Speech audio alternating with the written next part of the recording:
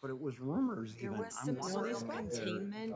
Here they're quiet. You don't hear them. That's what I heard about. It's come from multiple proposal iterations, like They have people were just, gonna they purchase haven't it, even they were moved gonna here do yet. things, and then it wasn't because of One the has- soil mitigation. Okay.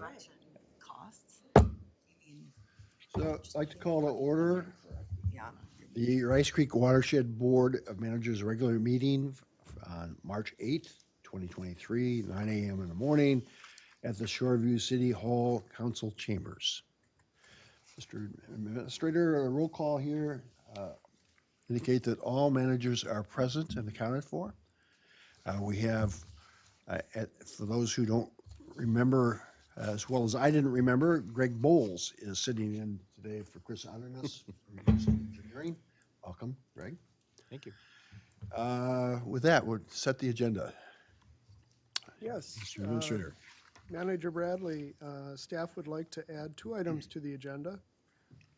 One being a new action item 1, which would be delegating certain contracting authority to the administrator. That's a resolution 2304.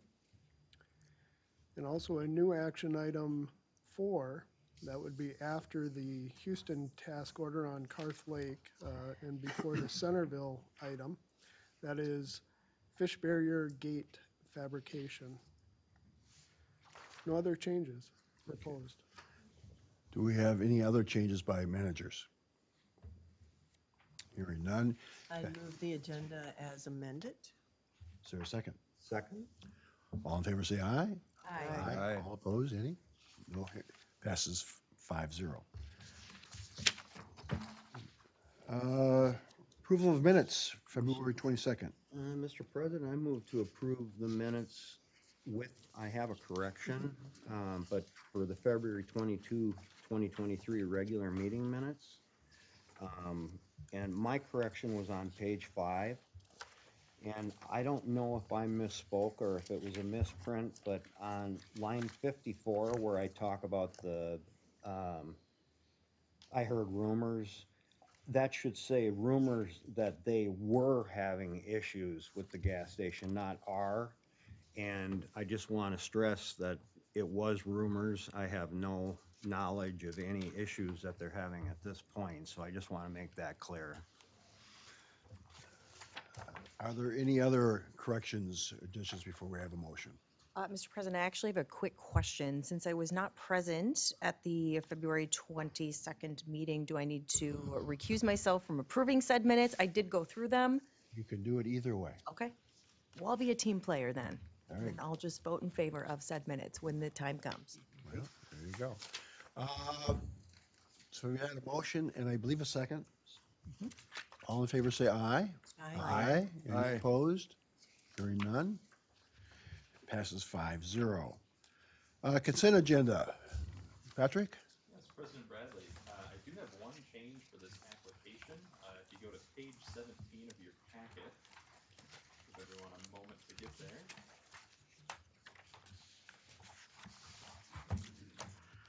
So on page 17, near the bottom, there are the stipulations of the permit. The third one was added incorrectly. It should not be there. It proposed to delete stipulation number 3. Completely eliminate it. Okay. Thank you. Are there any questions of Patrick? Hearing none, I would ask if we have a motion. I move approval of the consent agenda, which included 22-115 MLH holding companies. And I move approval. Is there a second? Second? All in favor? Is there any discussion? Hearing none. All in favor say aye. Aye. Any opposed? Passes 5-0. I believe the next item is the 2 water quality grants, which are on our consent agenda, but there is at least one issue I know it was raised by them that we should discuss. For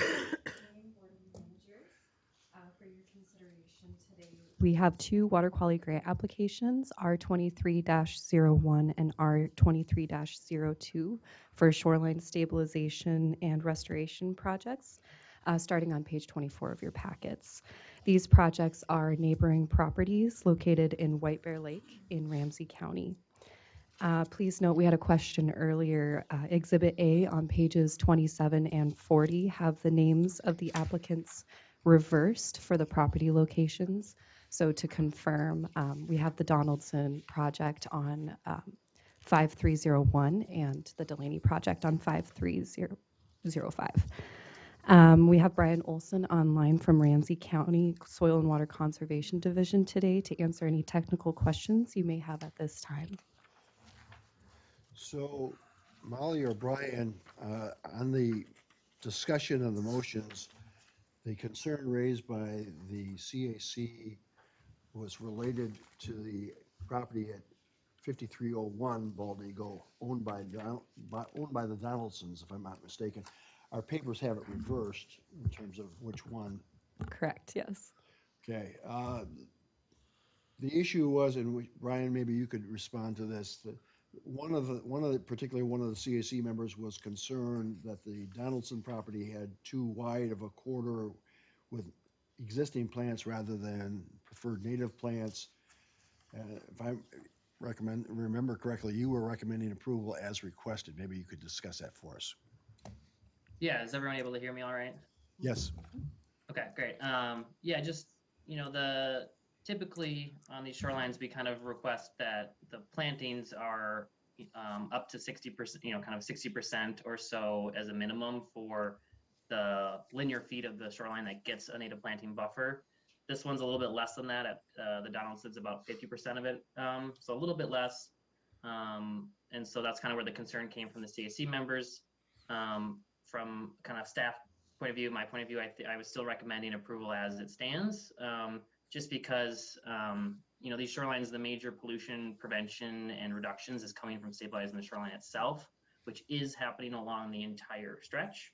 That eroding bank is what's contributing most of those pollutant loadings. So the added benefit by adding 10% more plants, I think, doesn't necessarily outweigh the overall benefit of this project. However, we did kind of agree, I think we kind of agreed at the CC member meeting that when we get towards, if we can, even if we prove it as is, I'll still probably work with that landowner to see if they would be interested in adding some more natives, or if they're going to look at doing some lawn in that center area, I'll say maybe kind of point them towards using a fescue mix rather than a Kentucky bluegrass or something like that. So we'll at least explore that with them. But as the product stands, I'm still pretty confident that it warrants its approval as it stands. And my recollection is that you found that putting the riprap in the program as proposed would solve 99% of the erosion problems that we were having there. Is that correct? Correct. I just thought we should bring that forth. I know all this, of course, because I was at the CAC meeting because Manager Robertson was ill at that time, and I was lucky enough to be able to fill in that position. John? Mr. President, looking at the map and knowing some of the area here, that the road is awful close to the lake. And so riprap is an appropriate thing in there because this time of year the ice starts to blow, and it really wrecks the shoreland. I'm wondering if Brian or maybe the staff would kind of take a look along the whole area there, that section as you go eastward, to see if there would be some more candidates available for that, because as the ice starts to blow in March, it oftentimes ruins this. And I remember that this happened. We have a road there. That's a safety factor. We don't want to wash out the road eventually, so you might as well put some prevention in now. That's just a question and throw out that doesn't have to be answered today or next week, or so just put it on when you're over there. Take a look at it, please. Brian, I remember you had an interesting observation about projects on Bald Eagle Lake. Would you care to share that with the entire board? Yeah, just that's it's a big lake, and there is a lot of fetch and a lot of ice heaves. So the riprap on some of these shorelines of the cut faces is necessary. And I think too, just stabilizing is great. But the one observation that I had too, especially was that there's a ton of interest on this lake in doing these restoration and stabilization projects. We get probably more requests each year than we're able to fund through the program for shorelines. So that's a good thing. You know, I think in the Lake Association also is providing some matching grants for people as well. So, you know, I think we're on our way to kind of doing that just even by word of mouth and people that are coming to the program on their own. So that's really great. And we continue to, you know, say, hey, you know, if you get neighbors have similar situations, please send them our way. So, and they keep rolling through the door with requests. So that's great. So I think we're doing a good job, and we're kind of continuing these efforts year to year and getting more of these highly eroding shorelines, you know, getting them shored up. So Manager Waller, you Yeah. had your hand up. Manager Waller had his hand up. Go Yeah, ahead. thank you, Brian, very much. I appreciate that, and I hope you look at it. I would consider. I ask you to consider the Ramsey County Highway Department as helping, since there's so much demand for this, and that's a county road, and maybe they're interested in helping us preserve the roadbed because it is really very narrow along there. And your observation about the bank Yeah. eroding underneath the road is accurate. Yeah. I used to live right on that Yeah. stretch. So. And so maybe they could help cost share this, since you're talking about the dollar issue in it. Maybe the staff or somebody can have a chat with them about that, because I believe that is a county road. Is that right? It is a county road. Yeah. Ramsey County. Thank you very much, Brian. Thank you, Molly. If Thank there are any further questions or discussion? If not, could we have a motion, please? There's a motion located just below the block table on the second page of the packet. You may want to add the correction that staff made regarding the mapping. On page 36. And also that the location is not White Bear Lake, but Bald Eagle Lake. Yeah. I can do that. Okay. Mr. President, I move to approve the water quality grant contract for R2301 of $7,500, not to exceed 50%, or up to $7,500 of eligible project expenses as outlined in the consent agenda in accordance with the staff's recommendation established guidelines, including the changes that were just discussed. A second. Meyer didn't pick up that you mentioned both projects, did he? I don't believe so. Okay. So at this point, we have a motion for 2301. Did you want to include 2302 in that motion? Yes. All right, so we now have a motion for both properties. Is there a second? Is there any discussion of this? Hearing none, all in favor say aye. Aye. Aye. Opposed? Hearing none, passes 5-0. Molly, thank you. Thank you. Mr. Chair, before Molly leaves, Yeah. can she give us an update on the CAC? We still have a couple of spots that are open for members, and did they elect officers? They did go through the officer election. However, Doug Ramseth was not present at the time. So we're going to readdress that when he's present to do the allocation of the officers. Okay, and vacant spots on the CAC? We still have 2 vacant spots, according to my knowledge, one for Ramsey and one for Washington, I'm pretty sure. We filled the Anoka spot for Teresa O'Connell for the new position. And I also understand that CAC members were present at the Resilient Community Workshop. Yes. So, good, so glad to see them engaged in the work of the district. Yes, it seems like there's more engagement as we're kind of progressing through the years, so that's very exciting to see where that will go. Great, thank you. Thank you. Mr. Chair. Okay, open mic. I don't see anyone in the audience that we don't have on staff, so presumably we don't have any audience. Do we have anyone online? Patrick? President Bradley, there are a couple folks online. I'm not sure if they're here for All right. open mic or a specific item. Is there anyone online who'd like to address us during our open mic session? Hearing none. We will move on then to item 1 requiring board action, which is delegating certain contract authority to Administrator Resolution 2023-04, which we discussed at length on Monday. Is there any Yes. further lead on? President Bradley, you have that correct. It was on the workshop this past Monday. The red lines were accepted and a clean version was placed before you this morning. That document was also made available by staff and posted on our website as well as at the meeting.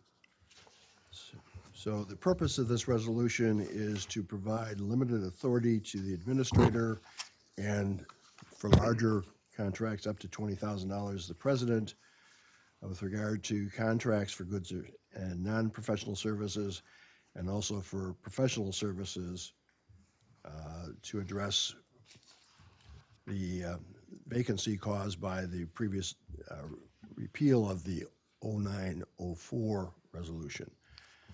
Mr. Chair, Yep. I would move the Resolution 2023-04. Let it therefore be resolved that the board delegates to the administrator the authority to enter into contracts as followed. The administrator may enter into contracts for goods or non-professional services up to $10,000 or $20,000 with the board president's approval for operational, program, or employee benefits purposes. Number 2, the administrator may enter into a contract for professional services up to $10,000 or $20,000 with the board's president's approval. Contract with professionals other than the district engineer, counsel, or accountants will include a written scope of services. Number 3, the administrator may task the district engineer, counsel, accountant for the purpose of supporting the ordinary work of the district. A written scope of service will be prepared for a discrete task when the administrator finds it useful to structure the work or manage costs. District staff may exercise the authority delegated by this paragraph under the administrator's direction. And number 4, all contractual commitments under this delegation must conform to the board-approved district budget. Whether a contract meets a dollar threshold above is based on a fixed quote, or where a fixed quote is not practical, or the administrator's reasonable estimate. Be it further resolved that the district administrator will report to the board monthly in writing of all instances in which the delegation has been exercised. Be it finally resolved that this delegation does not authorize the district administrator to disperse payment for any contract entered into. Administrator authority to disperse payment is by separate delegation as the board may elect from time to time. Is there a second? I'll second it. So there's going to be a roll call vote. Bradley, yes. Robertson? Aye. Wagaman? Yes. Waller? No discussion? Oh, I'm sorry. John, thank you. Thank you. You know, you'll probably have to do this. No, that's all right. That's all right. So discussion. Mr. President, I'll be voting no on this today. For several reasons that I explained at the last meeting. But first of all, what this really does is it limits the participation of the board members in exercising their fiduciary duty. It authorizes the president and the administrator to be able to spend hundreds of thousands, if not millions of dollars of the budget over the year's period. I've been through this before, but I'll repeat it again. This allows contracts of $10,000 or less, or $20,000. And if you have a $300,000 budget item, that means that in 12 months, about 12 contracts takes care of that. You know, it's pretty much done. He can spend that entire amount of money.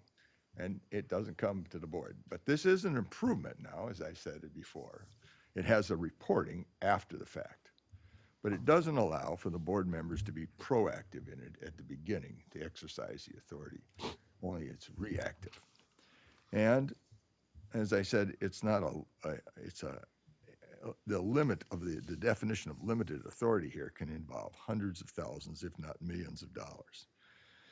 And so I find it curious that criticism of about the removal of this with only 2 votes, and yet this will be giving it to just 1 vote of the member to exercise the authority on this, whereas currently as it stands, or should, the intention was to have more boards involved in this.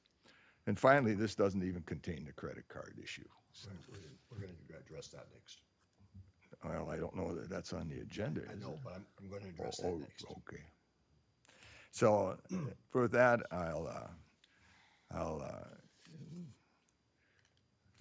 yield back my time. Very good. I would note that the original authority was broader than this, and it was in place since 2009. And other than one instance that I can recall where the board felt 4-1 about a particular expenditure in favor of it, we've never had a dispute or disagreement or concern about the spending under that authority. And we will be, because we'll be receiving this information monthly, if it turns out that there is a problem that we aren't aware of, we will be able to revisit this policy at that time. So I will be voting in favor of it. Is there further discussion? I would just, oh, I'm sorry, No. go ahead. if you- Oh, no, that's fine. I will probably say the same thing, and I think that's okay. I think that this is a step in the right direction, and it may be a baby step, but I think any government entity can always be better as it relates to transparency or even communication between a governing body like the managers and staff. At the end of the day, it's the ultimate trust exercise, right? We have to trust your leadership as president of this governing body, your leadership as treasurer, the administrator's leadership. I mean, yes, ultimately it is the fiduciary responsibility of this board to govern the finances. I think this is light years from where you were in 2009. And again, it's baby steps. And it doesn't mean, and I think we dialogued this in the workshop as well, let's look at it in 6 months and let's see where we are. If we need to lock it down tighter, then we lock it down tighter. I mean, these conversations too sometimes are difficult because I always want to ensure that we're maintaining a positive relationship between what we do and staff.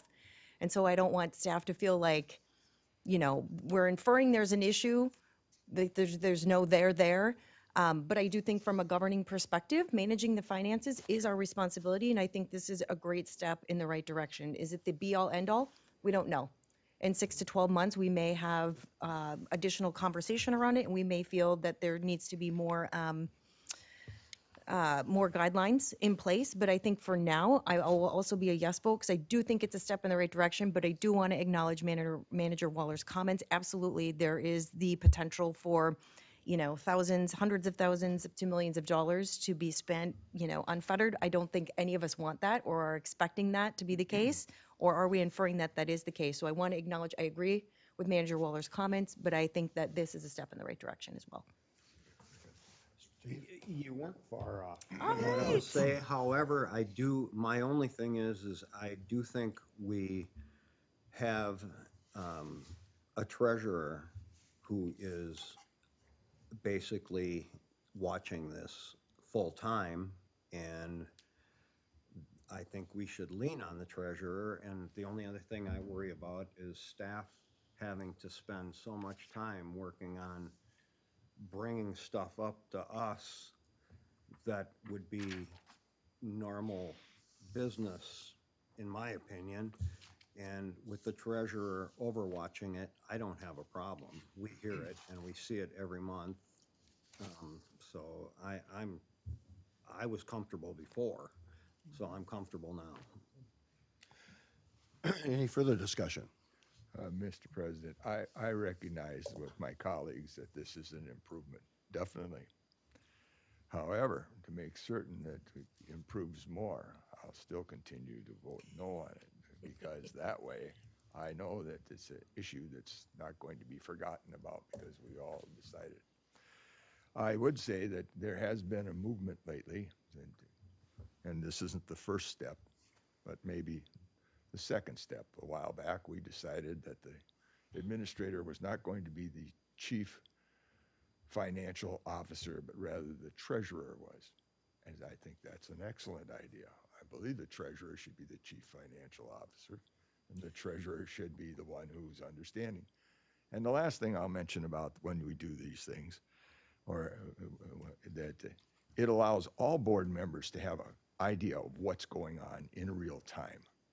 And that's a more definite meaning of the communication issue. But thank you. I recognize this was a compromise and an improvement, but it's not enough. So, Any further discussion? Hearing none. I will call the roll. Bradley, yes. Robertson. Yes. Wagaman, Yes. Waller, no. Meinert. Yes. So we had at our workshop discussed the importance of continuing some form of reporting with regard to credit card usage, and that we wanted to do it though in a way that wasn't adding additional burdens beyond those that already exist in terms of our staff.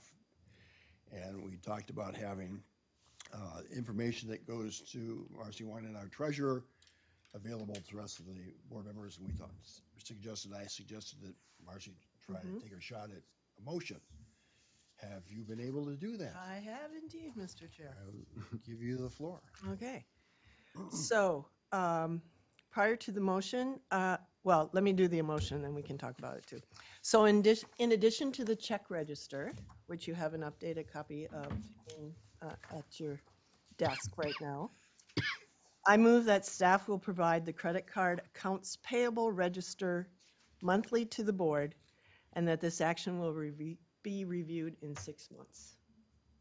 Which action? Of bringing the requirement? accounts payable check credit card. Okay. Okay. In addition to the check register, which we have here, staff will provide the credit card account payable register monthly to the board. The credit card account payable register will be reviewed in 6 months. The report. So there's been a motion. I'll ask then, and we'll do the discussion if there's a second. I'll second the motion. So, discussion, and this includes staff, because I don't like to know what staff feels in terms of the burdens or whatever this may cause. We're getting a thumbs up from our office manager, who is the only person we really need to keep happy here. So, thank you for that. Is there further discussion? I'm comfortable. If the manager is comfortable, I think that's the one that's gonna affect the most. Mr. Yeah. President, I just ask, Manager Robertson it was her suggestion here, and I guess I just want to make sure she's comfortable with it. Yeah, I mean, again, it's not my position, or I don't think any position of the board, to put undue burden on staff. I think it's something that's simple enough. It will probably already, be prepared in some way behind the scenes, and it's just the extra step of providing it to the treasurer and the rest of the managers, and I think that's fine. And again, I think dialoguing, reviewing what the process is and how it's played out, if there's benefit, if we need to do more in the next 6 months to 12 months, I think that's great. Again, I don't think anyone here is against transparency or extra layers of accountability, so I think it's very good. And so, Mr. President, one last, as I understood this, so to be clear, if I have a question about some item on this report, I would talk to the chief financial officer, which is the treasurer. Correct. And I want to make sure that process I think that's the proper procedure. Yeah, the understanding we had was that we, again, to reduce the potential additional burden this would put on our office manager, we should work through our elected official, which is our treasurer. Mr. Chair, as you all know, I'm taking over from 12 years of Manager Wagaman doing an excellent job as the treasurer. So Steve and I are in contact along with Teresa and Nick about these financial matters. Point of information, tomorrow we'll be doing the first review of the 2022 audit. So the two of us will be on that and certainly give you a full report once that audit is complete. My short time as treasurer, what the information has shown me as I've been working through the monthly check register and the accounts payable information is that I am familiar with a system now that's in place that gives checks and balances in a very clear way, and that it also is another way to find out about the activities of the staff. Yeah. So, as you said, Manager Robinson, this is all about trust of staff, trust of each other as managers here. So I welcome any questions, and if I get questions throughout the month, I will report those questions to the full board also to give further information. So if there's not further discussion, all right, I'll call for a vote. All in favor say aye. Aye. Any opposed? Hearing none. Thank you. Passes 5-0. Thank you for your efforts. President Bradley, Yes, sir. could you identify the second? Second, Waller. John Waller. Did you Thank miss? you. Did you miss me? Mr. Administrator, next item. Next item on the agenda is the Common Carp Program update and its contracts. Matt Koshin will share this with you. One moment, please, while I set up here.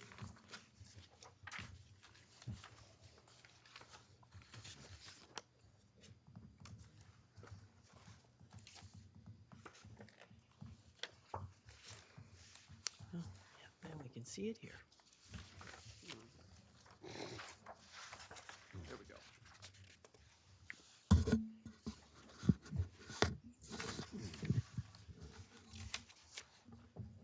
Okay. Mr. Chair, members of the board, thank you for having me.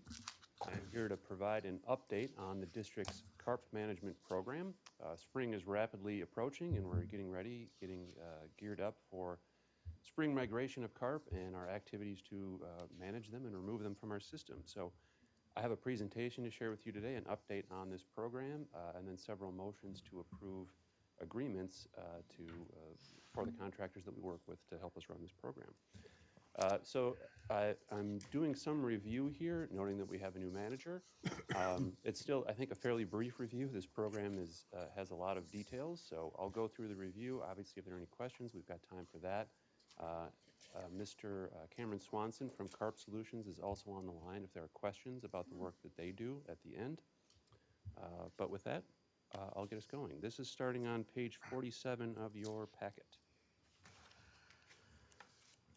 I'll start by noting that the district manages common carp because they impact water quality. So common carp are an invasive species, but we don't manage them because they're an invasive species. We manage them because they impact water quality.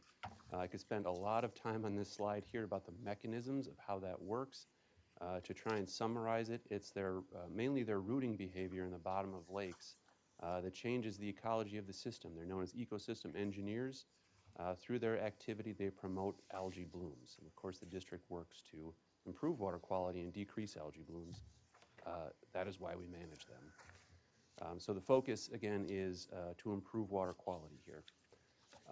The impact that carp have on ecosystems is based on their density. So higher density carp populations have more of an impact, but there is a relative threshold below which carp have a minimal impact on the water quality. So there are plenty of lakes within the Rice Creek watershed where carp exist, but are not causing water quality problems because they're below this threshold. And the threshold is roughly 100 kilograms per hectare. This has been demonstrated in research several times. When carp are a problem in an ecosystem and you are able to manage them down below that threshold, typically you see rapid responses in changes in water quality for the better, increases in water clarity. The example you see on the screen here is Silver Lake, and this is in response to carp management that we did there, a before and after photo, if you will. The red line there shows the carp density estimate for the Long Lake and Lino Chain of Lakes system in 2020. well above the threshold line at which they cause water quality problems. So again, our goal is to try and drive that density down below that 100 kilogram per hectare line. So I just referenced the Long Lake Lino Chain of Lakes system. Here it is. Long Lake is located in the city of New Brighton. Lino Chain of Lakes, mostly in the city of Lino Lakes. These systems, or these lakes, are connected by Rice Creek, so the Lino Chain of Lakes flows downstream into Long Lake. We refer to this as being a system within which we manage carp because of some research that was done in this system at the University of Minnesota demonstrating seasonal migration of carp between Long Lake and the Lino Chain of Lakes. So these are two different geographical locations, but essentially a single system when it comes to carp management because the carp migrate between these two systems. So generally speaking, most carp are during the winter, like right now, most of the population is located in Long Lake, which is a deep lake. In the spring, they're migrating up to the Lino Chain of Lakes to spawn. Throughout the summer, they're moving back and forth. And then in the winter, most of the fish return to Long Lake. Now, using this information, we've been able to kind of exploit that and then use a pinch point in Rice Creek to remove many of them. I'll be talking more about that in a moment. But suffice to say, there are lots of carp in this system. I showed the number earlier, the density, and they most definitely are having an impact on water quality in these systems. So Long Lake on the left, and then Baldwin Lake, which is part of the Lino Chain of Lakes on the right. Both of these systems were listed as impaired for having too many nutrients. Algae blooms were common and sometimes severe in both of these systems. So the district adopted the Rice Creek Watershed District Carp Management Plan in 2018. This was following the Long Lake Targeted Watershed Grant. And so that grant kind of provided the boost to get this program going. Some of the grant dollars paid for some of the infrastructure that we needed for this program. But the management plan was adopted by the board in 2018, and we have been implementing it since then. So the management plan, these are some of the key points of what we're doing, or what the management plan calls for. Calls for removing at least 50% of the adult carp population annually out of this system. We're really shooting for 60% plus. 50% is kind of a bare minimum. We're also working to suppress reproduction by blocking access to spawning areas. That's the Lino Chain of Lakes. Also Johanna Creek area, which I'll talk more about. I keep using these terms that we're focusing on effective, efficient, and reliable methods.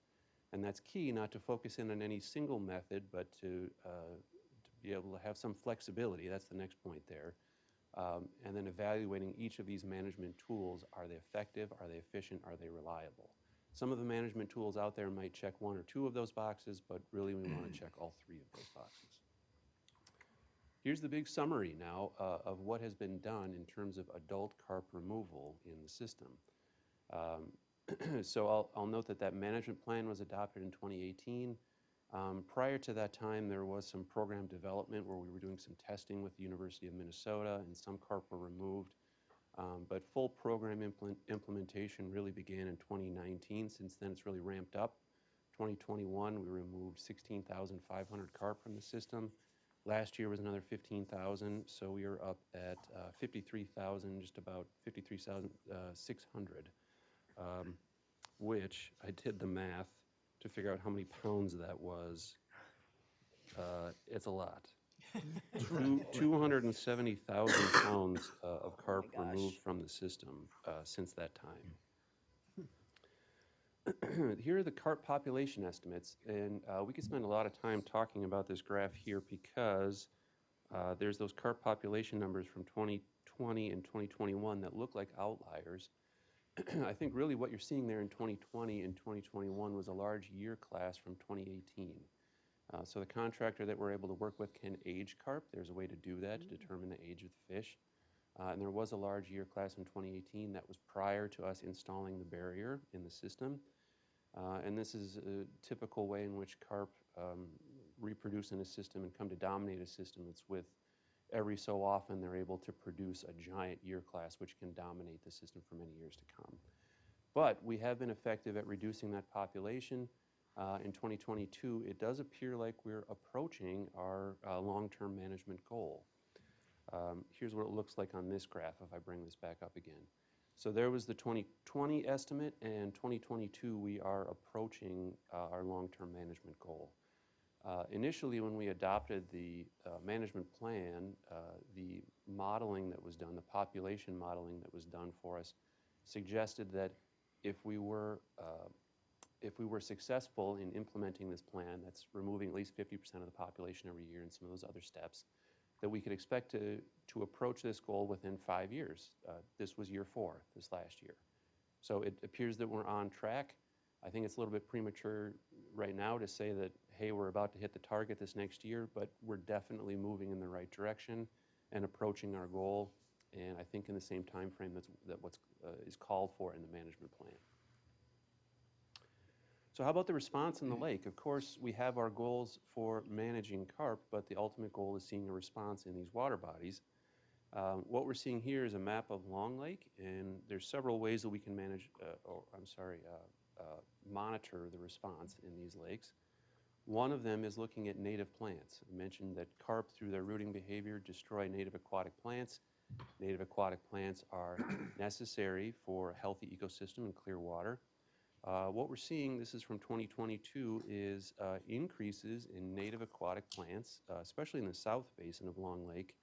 That's the graph, the map on the left. The map on the right shows species richness, and some of those points we're seeing 3 to 5 native species at some of those points, which prior to carp management we were not seeing. So this is another positive indication that we're seeing a response in these water bodies from our efforts. Here's the big water quality graph. I think the board has seen graphs like these before of water quality in these systems. The blue bars indicate phosphorus. Phosphorus drives algae production. Phosphorus is algae food. The green bars is a direct measure of chlorophyll A, that is algae. The horizontal bars are state standards. That's what determines impairment or whether or not lakes are meeting state standards.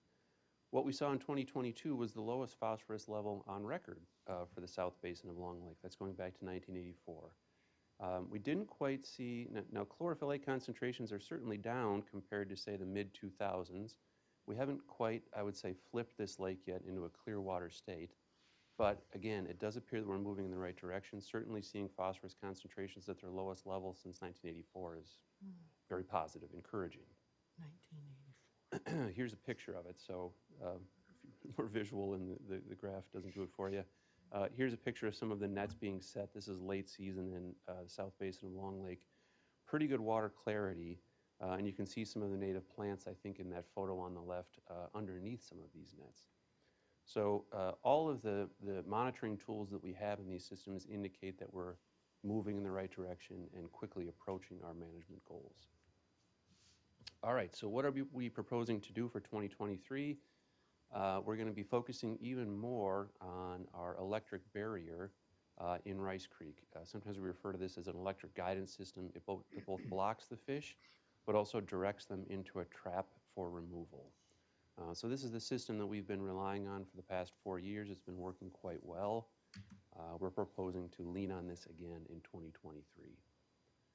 Here's an aerial view of what this system looks like. Not sure, well, maybe using the, well, no, I think you can see my pointer there. Okay, so we're looking, Rice Creek is flowing from the bottom of the picture toward the top, so Long Lake would be up over the top of the picture here. This chain, what looks like is going across the creek, is the electric barrier. You can see that's mounted at an angle, so it's to direct fish into the trap, which you see in kind of the main part of the photo. The fish are then stunned with an electric field and then removed with conveyor belts. That's how that system works. The other main tool, and there'll be time for questions if there are more questions on how that system works, but the other main tool that we've been using in recent years is box netting. This is done later in the summer. This is attracting the carp with corn. They're the only fish species in this system that will be attracted by cracked corn, and then trapping them in these box nets shaped like a box. This is different now. We're not proposing to use this tool extensively in 2023. This has worked fairly well in the past, But as expected, as the carp population and density declines, the efficiency of this tool is also declining. So here's how we look at that. We're looking at it in terms of a cost per carp removed. So I guess if I'll start with the bottom points there first, the box netting. We used to see costs of roughly $9 to $10 per carp removed with box netting. That's gone up recently. This was expected because, again, as the density of the population goes down, you're working harder to catch what remaining fish there are left. However, the electric barrier or the electric guidance system in Rice Creek, those are the first photos that I showed you, the efficiency there has remained relatively the same from 2019 to today. So being able to exploit the carp's seasonal migration as they move through Rice Creek and remove them at that pinch point has remained an effective tool here. So again, focusing on effective, efficient, reliable. The EGS system or the barrier has checked all of those boxes so far. Excuse me. Next, I'll mention, if the board recalls, they approved a contract to construct a physical barrier on Johanna Creek. So as I mentioned earlier, most of the carp population moves between Long Lake and the Lino chain of lakes every spring, but some smaller portion of the population, which is now, at least in terms of the pie that is the total population, has been increasing, moves through Johanna Creek to the south towards the E2 wetland. So to address that, we obtained a grant, a Clean Water Fund grant, to construct a physical barrier on that system. Here are some photos of that going in. So pre on the left and post on the right. There you can see the frame that will make up the physical barrier. Here's a photo of what it looks like from the side. This is the third time that we've used this type of design, and it seems to be working quite well. Construction is essentially complete. Mr. Tomczyk noted, in addition to the agenda today, to approve the construction of the screens for this, so we'll be talking about that later. I'll note that some of the additional services that this contract includes are tracking of carp in the Centerville and Peltier Lake system. So most of the work that I'm describing today is for the Long Lake Lino chain of lake system, but the overall carp management plan does provide for services in other parts of the district. And so we'll be doing some tracking of carp in the Centerville and Peltier system. That's a relatively small portion of the overall work, but there it is. We're also going to be doing a carp population survey on Bald Eagle Lake. That was last done in about 2010. So in some of these systems where maybe we don't think carp are a big problem, it's still a good idea to check on the population every so often. This would be almost a decade later. So that's another small part of the contract. So who are the people that we're working with? As I note in the memo, we've been working with the same partners now since this program has been implemented. Carp Solutions has provided a lot of the labor and the ingenuity, I think, to figure out how these systems can work to remove carp here. So Carp Solutions provides the labor, they provide equipment, they provide the hauling and disposal of all of these carp, and some of the other tasks that I talked about there. The photo on the right shows our partner Emil Kukulski from Always Fish. He has provided services for the electrical systems since we adopted this program.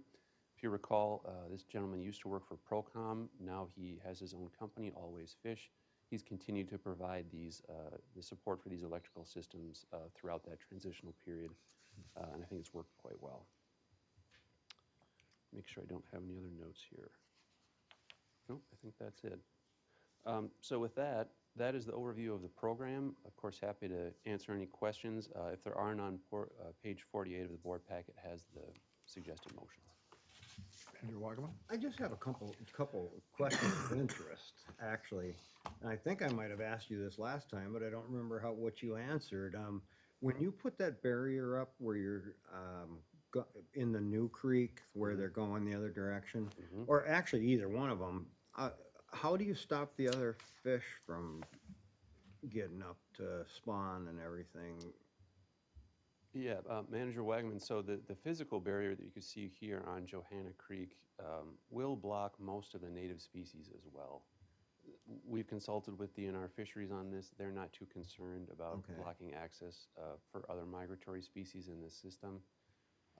The electrical barrier on Rice Creek is only on during the time of year that carp are migrating. Okay. There are some other species that will migrate kind of at either end of that migratory window. Some of them are able to slip right through, like panfish, like crappie, for example, black crappie. They're able to slide right through the barrier because of their different body shape. Some other species like northern pike, occasional bass that come through there, they're captured and released back into the system. Okay. So they are able to move through at least that system. Okay. And then the only other question I had was when you stop them from moving up into the shallow places where they like to spawn, do they actually spawn then in Silver or in Long Lake. Long Lake? Or do they just not like to spawn in that kind of water and don't do it? Or do they try to get around the system and spawn there? Yep. Manager Wagman, I believe they still will spawn in whatever system that they're in. One of the big breakthrough findings coming out of the University of Minnesota about a decade ago was that carp are effective at dominating a system when they can spawn in seasonally unstable or shallow waters that typically winter kill. So when they're able to reach the Lino chain of lakes, there's not a lot of native species living in those lakes. And so there's nothing to predate on the carp eggs or the young carp. When they spawn in Long Lake, which is not subject to winter kill, there are lots of panfish and other species that will predate the carp eggs and the carp young, effectively limiting recruitment and reproduction. Thank you. Mr. Chair, Matt, thank you again for a reminder of this. So this is an activity that is not without eyes on it. So a couple questions I have. The Johanna Fish Barrier, as I understand, it's near the New Brighton City, the community center, correct? Indeed, yes. Right. So just a reminder to the board, this is a great opportunity to do some good PR about the work of the watershed. And also,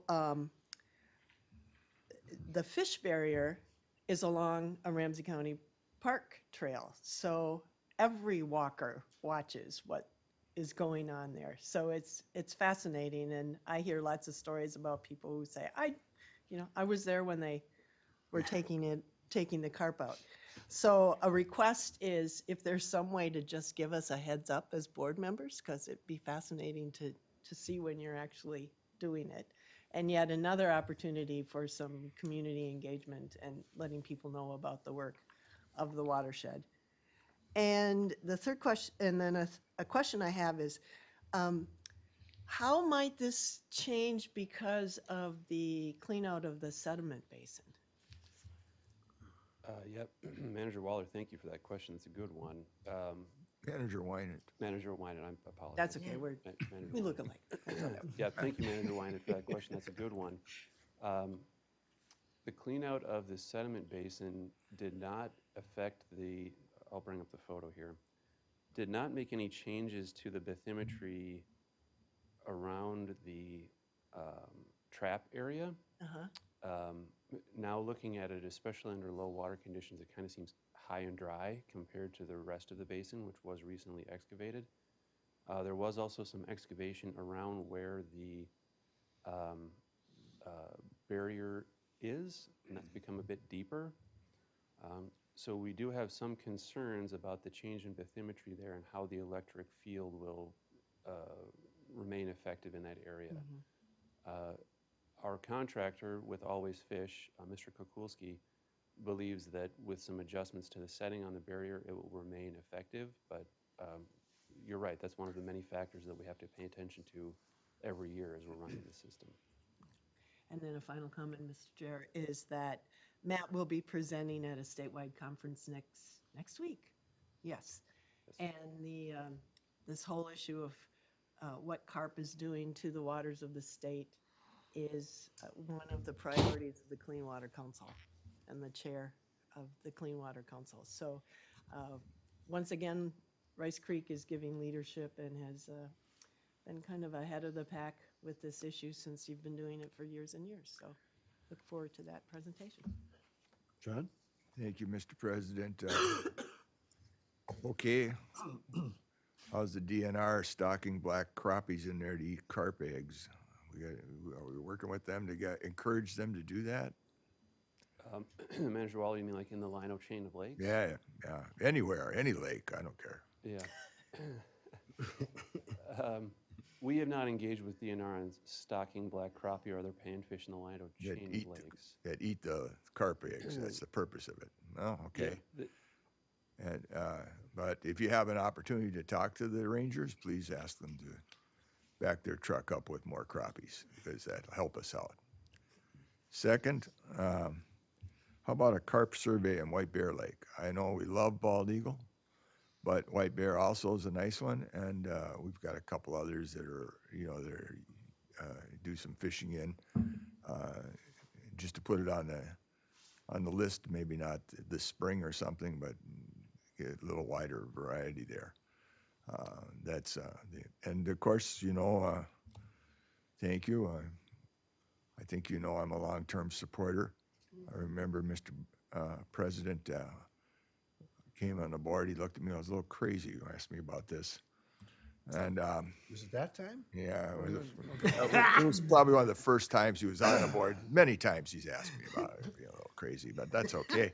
But he kind of puzzled at this program, and maybe you'd kind of when you have all the tonnage that we're talking about here, these massive amounts of poundage if you removed.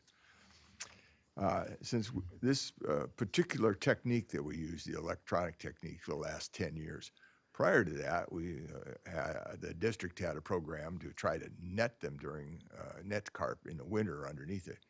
And maybe in your presentation, if you have some old records that talk about the amount of carp that were taken out at that time versus this new electronic program, I don't know, you do, or will be able to, but I would guess that would be a dramatic difference in the electronic program's efficiency for tonnage versus what those nets were.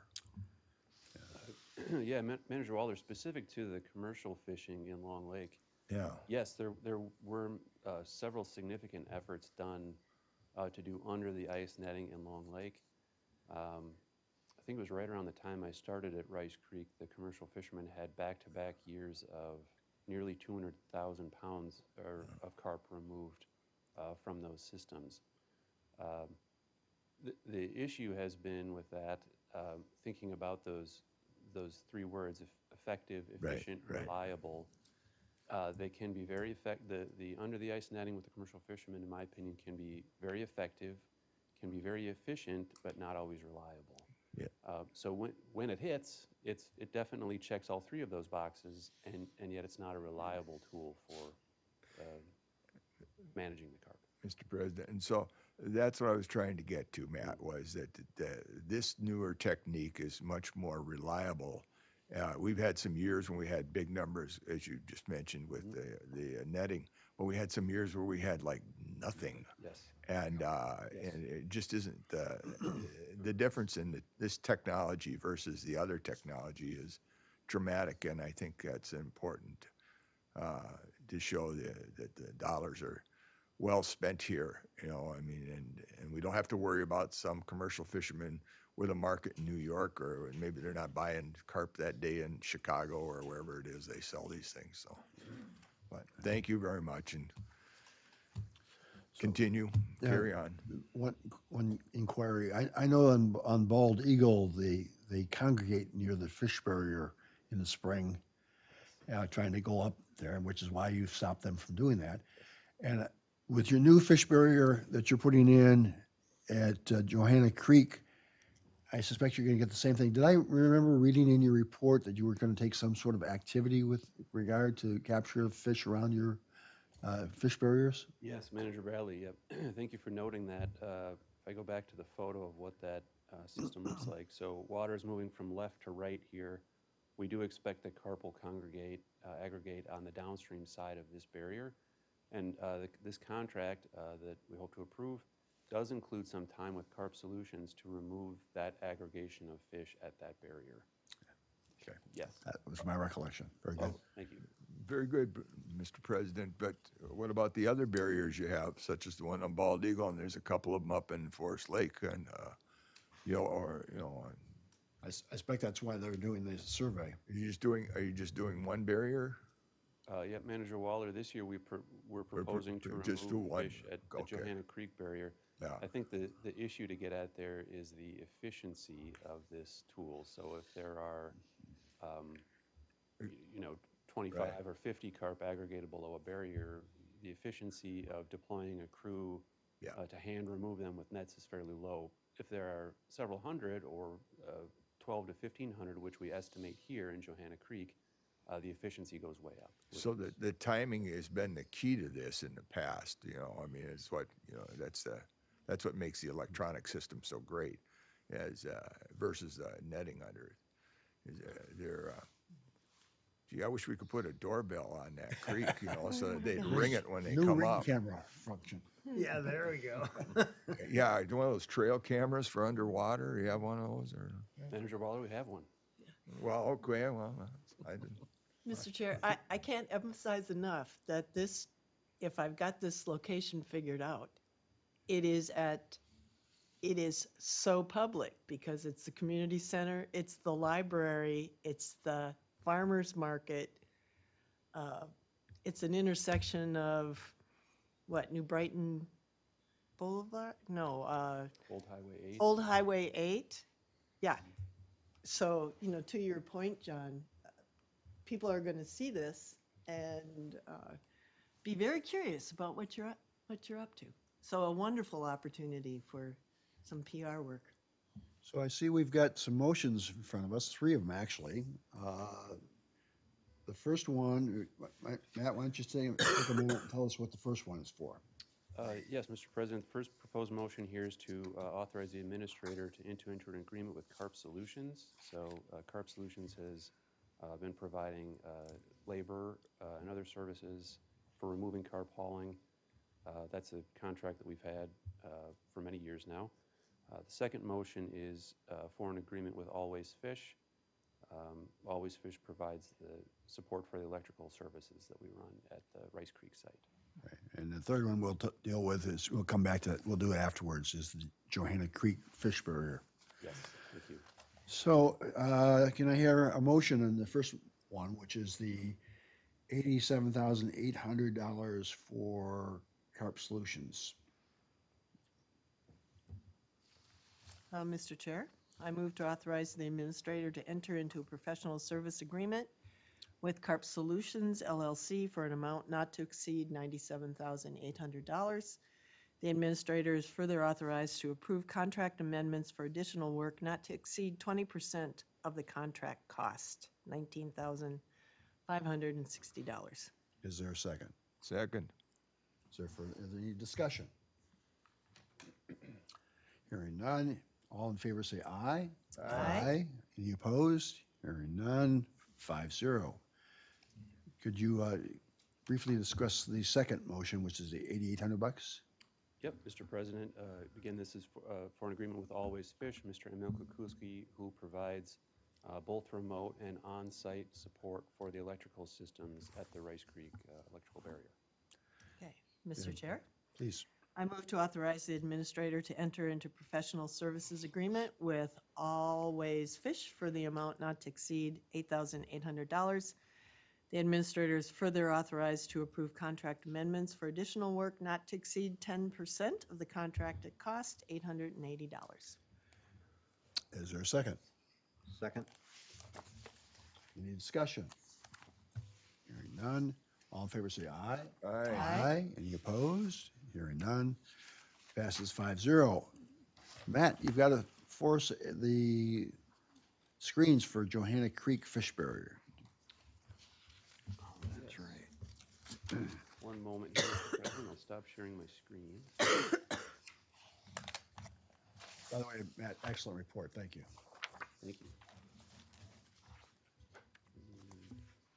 Always interesting. Yes, always interesting. There we go. Mr. President, Nick, I had Carth Lake and Johanna Creek Yeah. preference for the order of the? Mr. Administrator? Yes. Board President, Board of Managers, the next item on the agenda is number 3, the Houston Engineering Task Order 22-018. That's the Karth Lake level rating curves that Matt will address as well. All right, we'll do that next. Thank you. Yes, Board of Managers, this is, here we are seeking approval of a task order with Houston Engineering to develop a site-specific model for Karth Lake. This is on page 79 of your packet, by the way. As I note here, Karth Lake has no natural outlet. The effective outlet is a pump that is owned and run by the City of Arden Hills. Karth Lake Improvement District approached Rice Creek Watershed District seeking some help with ways to optimize the pumping program here, the pumping scheme. Their concern is that water level fluctuations are too great, and that's leading to shoreline instability. Water's going up quickly, going down quickly with the pumping, and they're looking for different ways to optimize the pumping. The district, being in possession of our district-wide model, is in a position to provide this support by providing them with essentially a spreadsheet calculator to run different pumping scenarios to help them optimize the way that they might run their program. And the work being proposed through Houston Engineering would have a total cost not to exceed $5,000? That is correct. Andrew Bradley, yes. Anyone have any questions of Matt? So I have a question about the lake. So do we have any other closed watershed lakes in Rice Creek? I mean, this is highly unusual. Is that? Manager Wynant, there are some other lakes in the watershed that have outlets that are very high, I guess I'd say. I mean, that's to say that no watershed is ever closed. If enough water was in it, it would Yeah. flow out.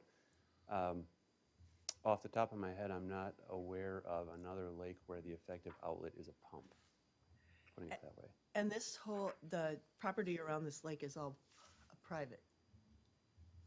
Manager Wynant, I believe some part of the southern part of the lake is a city park. Yeah. But most of it is private. Yes. And it's tricky to get to. Yes, Manager Wynant, indeed. Yes, tricky to get to. Okay. Any further questions? We have a motion?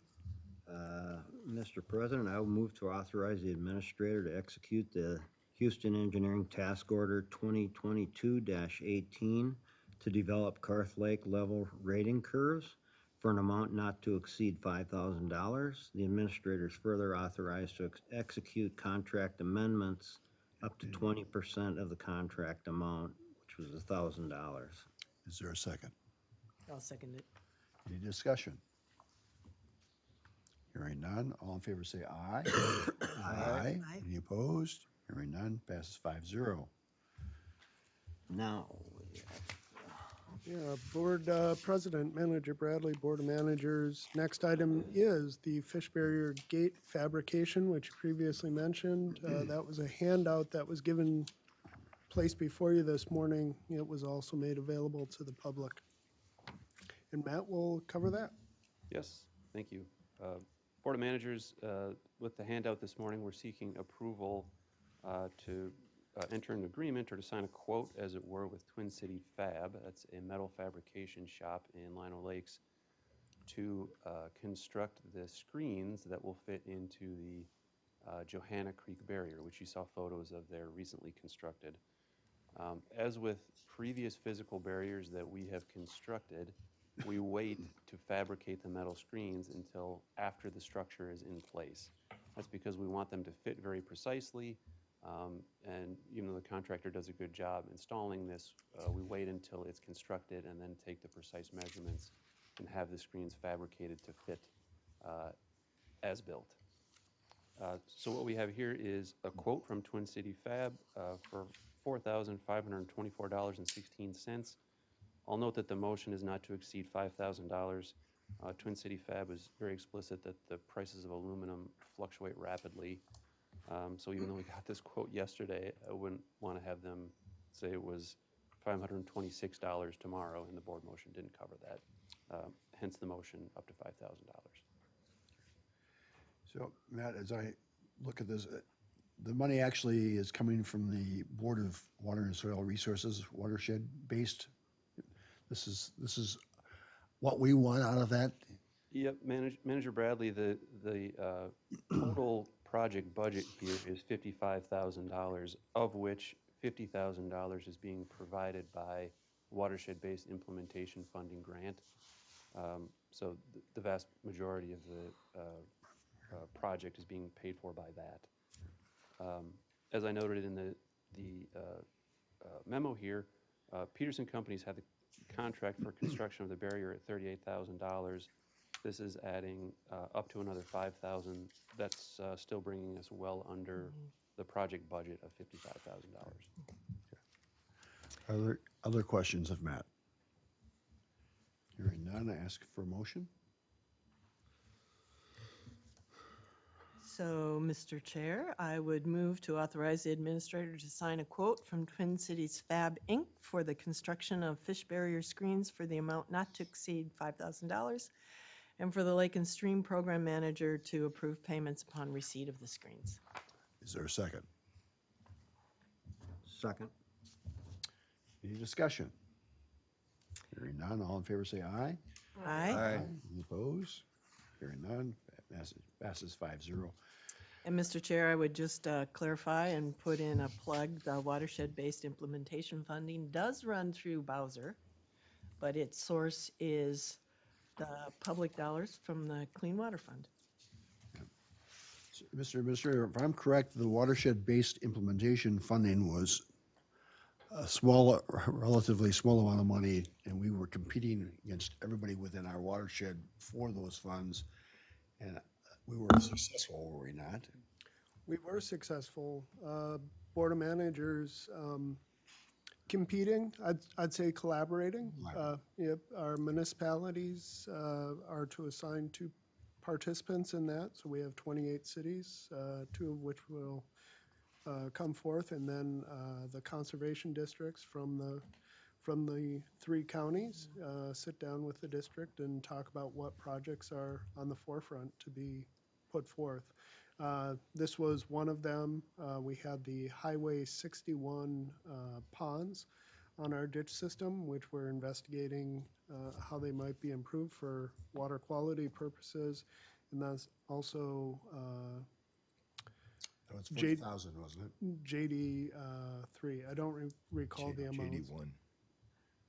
Yeah, that's where the ponds are. JD 3 for Clearwater Creek and stabilization there was also one of our successful efforts. Okay. Having done that, I lost my track. Have we had a Yeah. motion yet?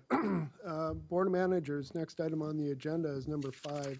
City of Centerville Minimum Control Measure 4. This is a joint powers agreement amendment. I note the acronym got the best of us there in our title.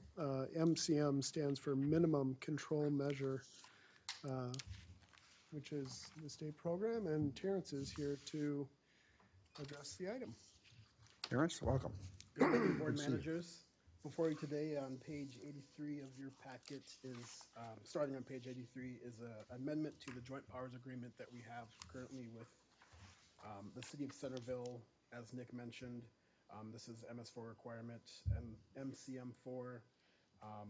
This is a partnership that had started in August of 2021, extended through 2 active construction seasons, primarily focusing on erosion and sediment control compliance through projects that we have permitted or have permits with. We reached out to the city of Centerville in an effort to extend this, and we received praise and a want to extend this partnership. So before you today is an amendment to that agreement that would extend through 2023. Terrence, if you go back and you read the joint powers agreements that you've attached, it kind of explains it, but my recollection is that This is a way that we're trying to eliminate some duplication between efforts by us and by the city. The city actually approached us, I believe, with this concept and thought. And you're saying that we have had success with this and we should go forward and continue with it. President Bradley, correct. That is, my understanding is the city did approach us, I believe, at a city-county partner meeting and wanted to reduce some duplication of efforts and wanted to come to us with a solution for that. And that's how this kind of came about. Steve, did you have your hand? Well, I just wanted to ask, I was reading in the second paragraph, where it said there was compliance pressure, a few instances where compliance pressure was needed. Obviously, you guys are working that out, and that's not a big deal, and everything's Manager Wagaman, correct. good. There has been a few instances where maybe working with our contractor, Yeah. delayed response times, the city has kind of stepped in, provided an email correspondence, adding some additional pressure to get them Perfect. to Thank you. comply.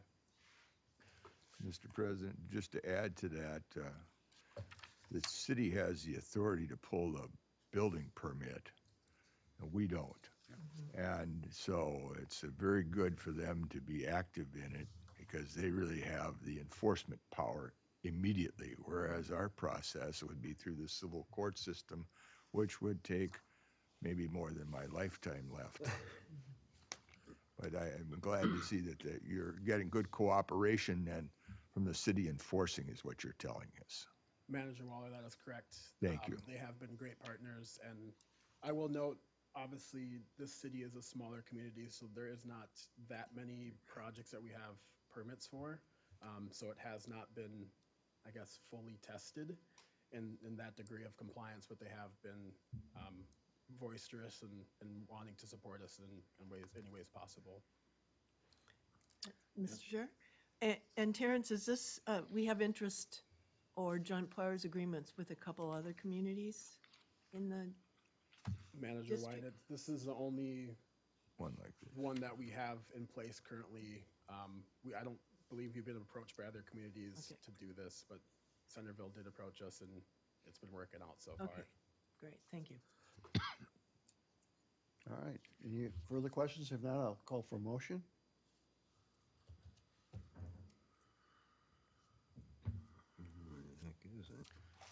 Bottom of page 83. Mr. President, I move to approve the amended joint powers agreement for an MS4 MCM4 partnership extension with the city of Centerville.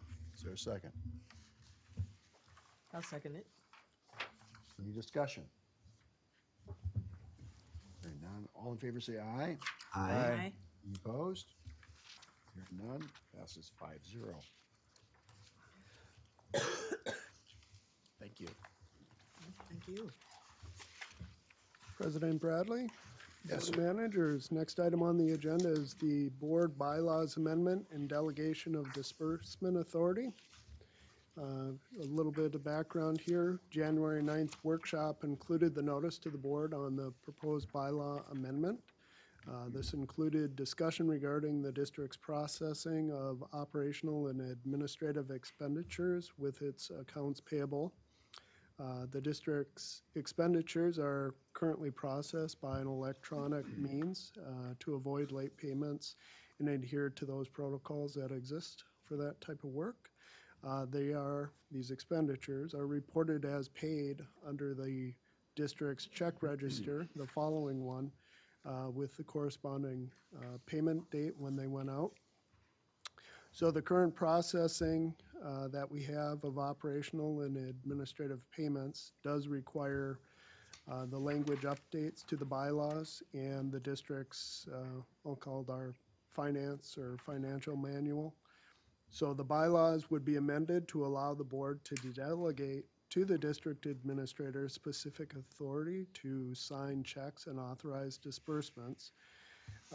It goes on to specify those that are captured in the resolution. And then the finance manual would be amended to delegate this authority for the certain categories identified within the board approved budget. Those are primarily for the facilities, equipment, and human resources, and to protect the district's assets. So on January 9th, majority consensus agreed to bring that forward to February 8th for action, but on the 8th, there was a bare quorum present, so the board wasn't able to consider it at that time. And we're bringing it back to you today, and you will find it on page 90 of your packet. So, Mr. Administrator, as I understand this, it's a kind of a two-step. First of all, it grants authority to delegate authority to you to sign checks. Then it specifically lists A through J items for which we are granting such that authority. Correct. Yep. Are there any questions, Administrator? So, Mr. Chair, I would just clarify with Teresa and Nick. If you see the check register information that was put on your desk, the EFT portion that is stated on this check register, those could automatically be paid and don't have to wait until our board meeting to get paid. Is that Board managers, that is correct. EFT, electric funds transfer, and it has to do with the timing of the bill versus, right? to make sure we're timing. So we would see, if this resolution passes, we would see on the check register those payments, and it would be noted as paid on such a date. So there's, Yep. that information will be continued to be provided to you as board members. And I see our office manager shaking her head yes, which is always useful Yes. information. Yes. Any questions?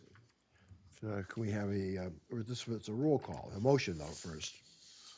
I have a motion to pass resolution 2023-02. So, Mr. Chair, I move approval of Resolution 2023-02, that the bylaws are revised to read Article 5, Section 6, authorized signatories by managers. All checks, drafts, or other orders for the payment of money, notes, and other evidence of indebtedness issued in the name of the Rice Creek Watershed District shall be signed by 2 members of the Rice Creek Watershed Board of Managers, except that the board by resolution may delegate to the district administrator the authority to sign checks and authorize distributions for certain categories of operational or administrative expenditures within the board-approved budget. Checks may be endorsed through electronic signature. Be it further resolved that the Board of Managers hereby authorize the district administrator on behalf of the district to sign and disperse payment within the approved budget and pursuant to the authorized contracts for the following: A, office lease payments; B, utility service payments; C, equipment and vehicle lease payments and repair costs; D, auto, property, liability, and workers' compensation insurance premiums; E, fringe benefits and other payroll-related items; F, staff training fees, dues, and subscriptions; G, employees' reimbursement for prior authorized purchases; H, license and permit fees to government agencies; I, postal and publication fees and costs associated with giving notice in proceedings and official actions; J, debt service payments pursuant to bond or load schedule. Is there a second? I'll second that. Any discussion? Mr. President, as in the past, you know that I have objected to the change of this language because for reasons I've stated earlier, the same ones that I believe that these are responsibilities that ought to be taken by the board and watched. And right now our schedule of meetings doesn't really coordinate well for the staff. That's their complaint, and we could adjust that. But I believe that this is an item here, again, that we don't have a good grasp on the controls on it, and so therefore I would not vote for the change of this at this time until there was more more controls put in and the removal of this new language. Thank you. I yield back. Well, I will be voting in favor of this. This is not a grant of authority to spend money. It's a grant of authority to pay our debts for the items we've agreed to undertake. Any further comments? Well, Nick had, before I comment, Nick had something. Nick? Yeah. Board President, Board of Managers, I'll just note that there were 3 more, be it further resolved, and it's fine to waive those, but just to make clear in the record that the entire resolution. And secondly, I wouldn't say that board has the staff has a complaint that it's issuing to the board about the meeting times or dates, as Manager Waller indicated. We've always had these, and to me, this is these electronic fund transfers that are taking place. We're making sure that you are aware of them, and we're getting our, dare I say, process caught up with, or our manuals, I should say, caught up with the process that has become very common in our day-to-day. Thank you. Mr. President, I strongly disagreed with your very lawyerly language about spending money versus payments, etc. It's spending money, but other than that, just for the record. Any further discussion? And recognize the fact that the resolution itself has a few more clauses, and those are incorporated automatically by recognizing that the whole resolution is being passed. So with that, I'll call for a vote. It's Bradley says yes. Robertson? Aye. Wagaman? Yes. Waller? No. Wynant? Yes. Motion passes 4-1. Board President, Board of Managers, next item on the agenda is the check register dated March 8th. The new register has been laid before you for consideration. I thought. So, Mr. Chair, as treasurer, I move to approve the check register dated March 8th, 2023 in the amount of $45,266.30 as prepared by Redpath and Company. Is there a second? I Second. would second that, or go ahead. Are there any questions of the treasurer? Any discussion? All in favor say aye. Aye. Aye. Oppose? Hearing none, passes 5-0. Board President, Board of Managers, next on the agenda is your annual Public Drainage System Inspectors 2022 report, reflecting on the past year, and then for 2023, the forecasted maintenance. Ashley Ritchie will be leading a presentation for you. I believe Tom Schmidt is online. I am. Thank you, Nick. You bet. Hey, Good Tom. morning, Board of Managers. Yes, I'm just getting my screen up here.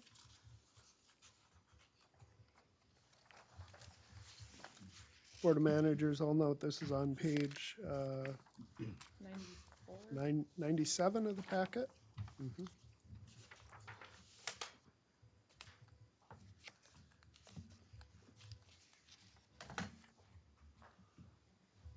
Welcome, right. Ashley.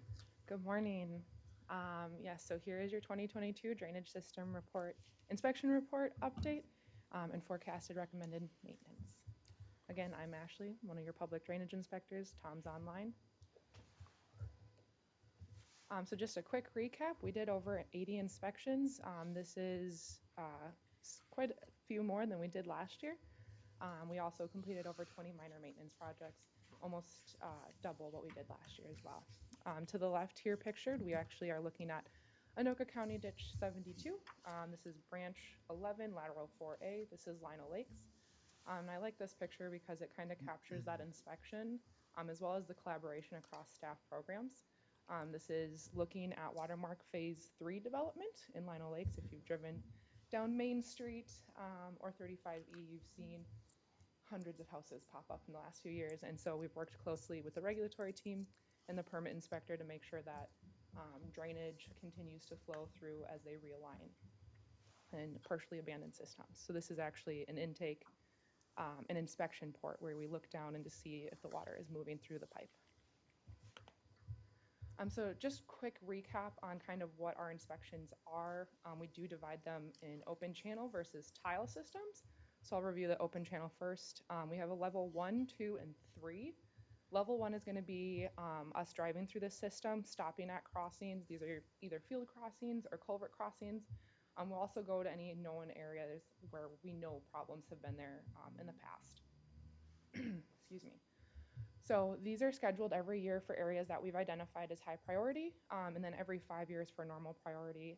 And then obviously, if anybody calls with a concern, we will respond as fast as possible as well. Our level 2 inspections, this is going to be walking the ditch. However, we've mostly switched to the drone aerial surveys because we can really capture more information looking down on the system rather than walking through the bank on the side. So our level 3 inspection.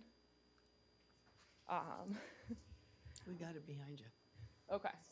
Our level 3 inspection is going to be where we're contracting out, typically with our drainage engineer Houston with their full survey crew. They're doing a full survey grade of the ditch. Every 200 feet, they're taking an elevation shot.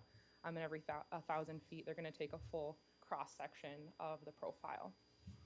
This is scheduled prior to any major repairs, which would be then included in a repair report, and then every 10 years following a major repair. So very similar, but a little different because tile systems are not something that you can visibly see across the surface, whereas in open channel, you can see the surface water moving. A tile system, it's in a pipe down in the ground. So what we're doing is on our level 1 inspections, we're going out to our tile inlets and all the outlets in any areas that we know have been problems. And we're looking down into the pipe to see is water flowing. If it's not, trying to locate if there's any water upstream. It does get very visible in your spring runoff events when the surface water is pooling and around your inlets. And that's when we go downstream and make sure that the water is also flowing out. Sometimes volume just the pipe can't keep up. So that's every year that we're looking at those and in response to any complaints or concerns that get raised. Our level 2 inspections, this is going to be more looking into roadway culverts and televising those with a camera. That's every 10 years. Level 3 is a full survey. This is where accessible because not all systems have intakes or areas where you can access down into the pipe without excavating out. And this is going to be following any major repairs. And as we're doing those repairs, we're placing intakes, surface intakes to take in air and water every, I believe, 1,000 feet so that cameras can go in and we can also get that survey equipment in. So in the report, we've got our inspection schedule. We've got our 2022, which was completed, and then our projected 2023s. I broke it up into 2 slides here just to be a little bit more visible. The greens are our level 1s, yellows are level 2, and reds are level 3. You can note here that we have ranked inspection priority here for the systems that do have that high priority. I guess nothing too unusual to note. We completed our inspections as planned. The biggest thing to note is that while these are scheduled and we do complete them, obviously I mentioned we did over 80 inspections, so we're doing much more than just our scheduled inspections. On this portion, I will just note that for JD3, the main trunk and branch 3, we did miss that in our spreadsheet. It was inspected last year. That was actually an aerial drone survey because it was 1 year post major repair. And then JD4, the red for 2022 was completed, which means we won't be doing a full survey again this year. Otherwise, nothing too significant to note. This is our schedule. All right, so then I'll just kind of go through an overview of some of the work that we did last year, give you some visualizations of actually what's going on the ground. It's my favorite part. It doesn't compare quite as much to the cart, but you know, some dirt work is always fun. So here we have pictured, this is Washington Judicial Ditch 2. This is branch 2. This is located at 137th Street south of Rice Lake. east of the former Hugo Public Works. They moved the last couple years. So on the left, you can see the backhoe is off in the distance excavating. You can see it's already cleaned out some of the material. That's looking north or downstream, so actually up towards Rice Lake. The right picture is actually looking south to the upstream portion. And so there was tree removal on both sides. And this is kind of that last phase of the branch 2 repair that the board ordered a few years ago. So we had some difficulty getting contractors to do the work because of the site conditions. This does go out into kind of a floating bog mat. So we did hire specialized equipment a couple years ago. This is that last little bit of cleanup with traditional excavation. Let's see. So this is by your house? No. Yes. This is, Yes, Yes. branch this is two. that bog. Branch two is Okay, there. got it. Yes, this got is it. both of these branches, 1 and 2, are the inlets to Rice Lake. Yep. And they've caused a great deal of problems, as Ashley's telling you about it being too wet, because traditionally Rice Lake had been at 918 with a large bog mat that controlled the outflow to the ditch, which was at about 916, 915, 9. And since then, the Department of Natural Resources, in their interest to extend their recreation program, have raised the level of that lake 4.5 feet. So that makes it difficult for these ditches, and as Ashley shows you, they're full of water because they are actually at an elevation lower than the outlet for the lake. So that makes it very difficult for those kinds of maintenance programs. This But is the one. it's- This is the one it's- we had the pontoon. Yes. Yes, Yes. yes. We used an Which is amphibious excavator. Fascinating. A Um, fascinating way to clean out a ditch. Yes. Yeah, Thank you. it's, It's a sight to see when the pontoons are over 7 feet tall. Yeah. So, Yeah. and the backhoe, which is a decent sized backhoe, looks like an absolute toy sitting on top. So, very interesting process to clean the system out. We do maintain a JPA with the DNR to make sure that outlet channel is maintained. But back on our maintenance project that we did this past winter, well, I should say in January of last year. So it's been already a year. This is a couple of pictures where as we were going through and cleaning, we were notified by the snowmobile club that that was part of their trail. And so that wasn't something that we had captured on our plan set. But thankfully they caught very quickly that there was equipment in the area. And so before we could even get any ground broke on that area, they contacted us and reached out. So we made sure that the contractor was aware, staff was on site to oversee it. And so we were able to clean through that area. But in doing so, previously there hadn't been too much of a dip with the ditch. So in cleaning it, there became a decent dip. And we didn't want anybody's snowmobile skis to get stuck in there and have any kind of issues. So we did have the contractor push some snow back in. And just kind of make sure that that pathway was maintained temporarily through the winter. Staff went back out as soon as temperatures warmed up and made sure that there was no obstructions left over or that no sediment had been pushed in.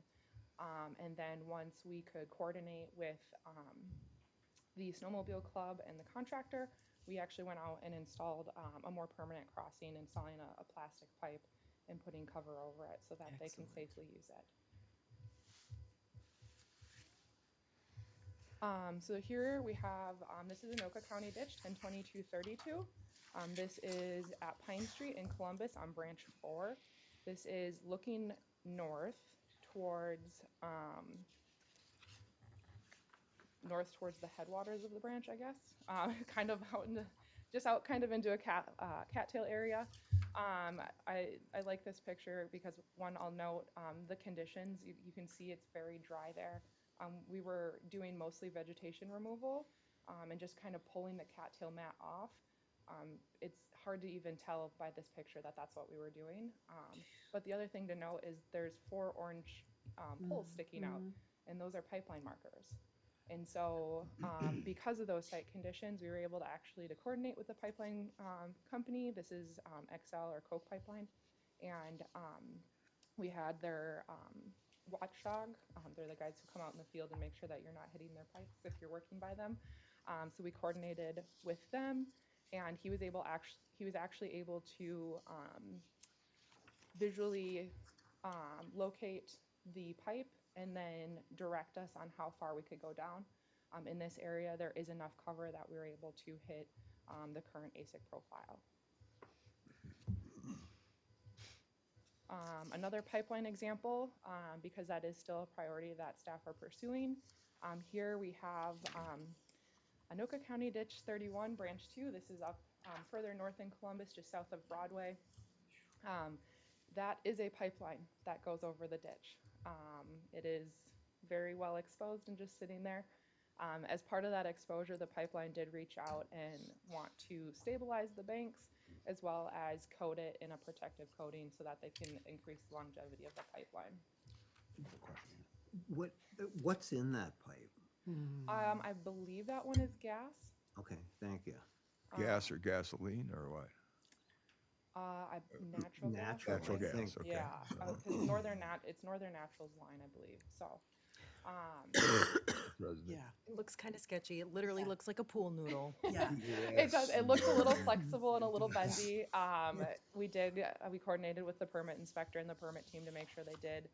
They did end up getting an after-the-fact permit, although they reached out prior. But they did stabilize the site, and they really didn't touch the banks much to disrupt them. So. So, you had a question? Yes, Ashley, we've had a number of these that are just like that right now. They're still around. At least how many, and how's the?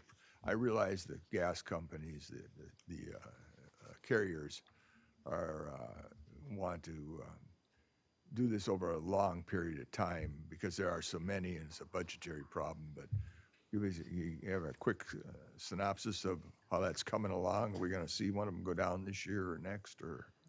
I would have to double check back with the team. We do have that pipeline memo where we're prioritizing and working with the companies. I haven't run lead on that one, so I'd have to check back, but I could get you guys an update. I think that's been 50 years in that one down on JD3. Yeah, I was like, and we've definitely been in conversations with both the companies and obviously our legal team as to how do we approach it and whose responsibility and that kind of stuff. A lot of it's coming in timing in conjunction with permits. And so we are incorporating into our permit program and our permit review that kind of coordination where if there is a pipeline and a drainage system on that property and there's a permit, staff are all working very closely to make sure that that's addressed, especially including the city as well. So Ashley and Tom, I used to deal with railroads and utilities and crossings, and they would refuse to grant us authority, and we had legal authority, so we would send them a letter and say on X day at X time, we will do directional boring underneath you and wait and see if they showed up, and they never showed up. So to the extent you're having trouble with them, you might want to contemplate after you've tried several times to get them to cooperate, say, this is when we're going to be there, and then see if they show up. If they show up, stop. If there's a problem, don't fight with the sheriff or anything, but sometimes you have to push them. Yes, and we have been successful in completing maintenance in areas around pipelines. And we've definitely prioritized in that pipeline memo. I think it's been a little while since we've reviewed it, but we did prioritize, what effect that pipeline is having on the system. Frankly, this one is not having an effect on the system. The flow is fine. It's not catching debris. So this one doesn't necessarily even get a high priority because of its effect on the system. And so we've really prioritized what elevation is that pipeline at, what impact is it having on the system, and then pursuing those where we can. But we've been able to get watchdogs out on site for the most part and work in and around them. So, Mr. Chair? Yes. It may not be a high priority to us as the ditch inspector and the ditch authority, but it's a high priority as a potential public hazard. It is on the company's radar. Obviously, they came out and did this extra protection. So, we've been in communication with them since we've noticed any exposures.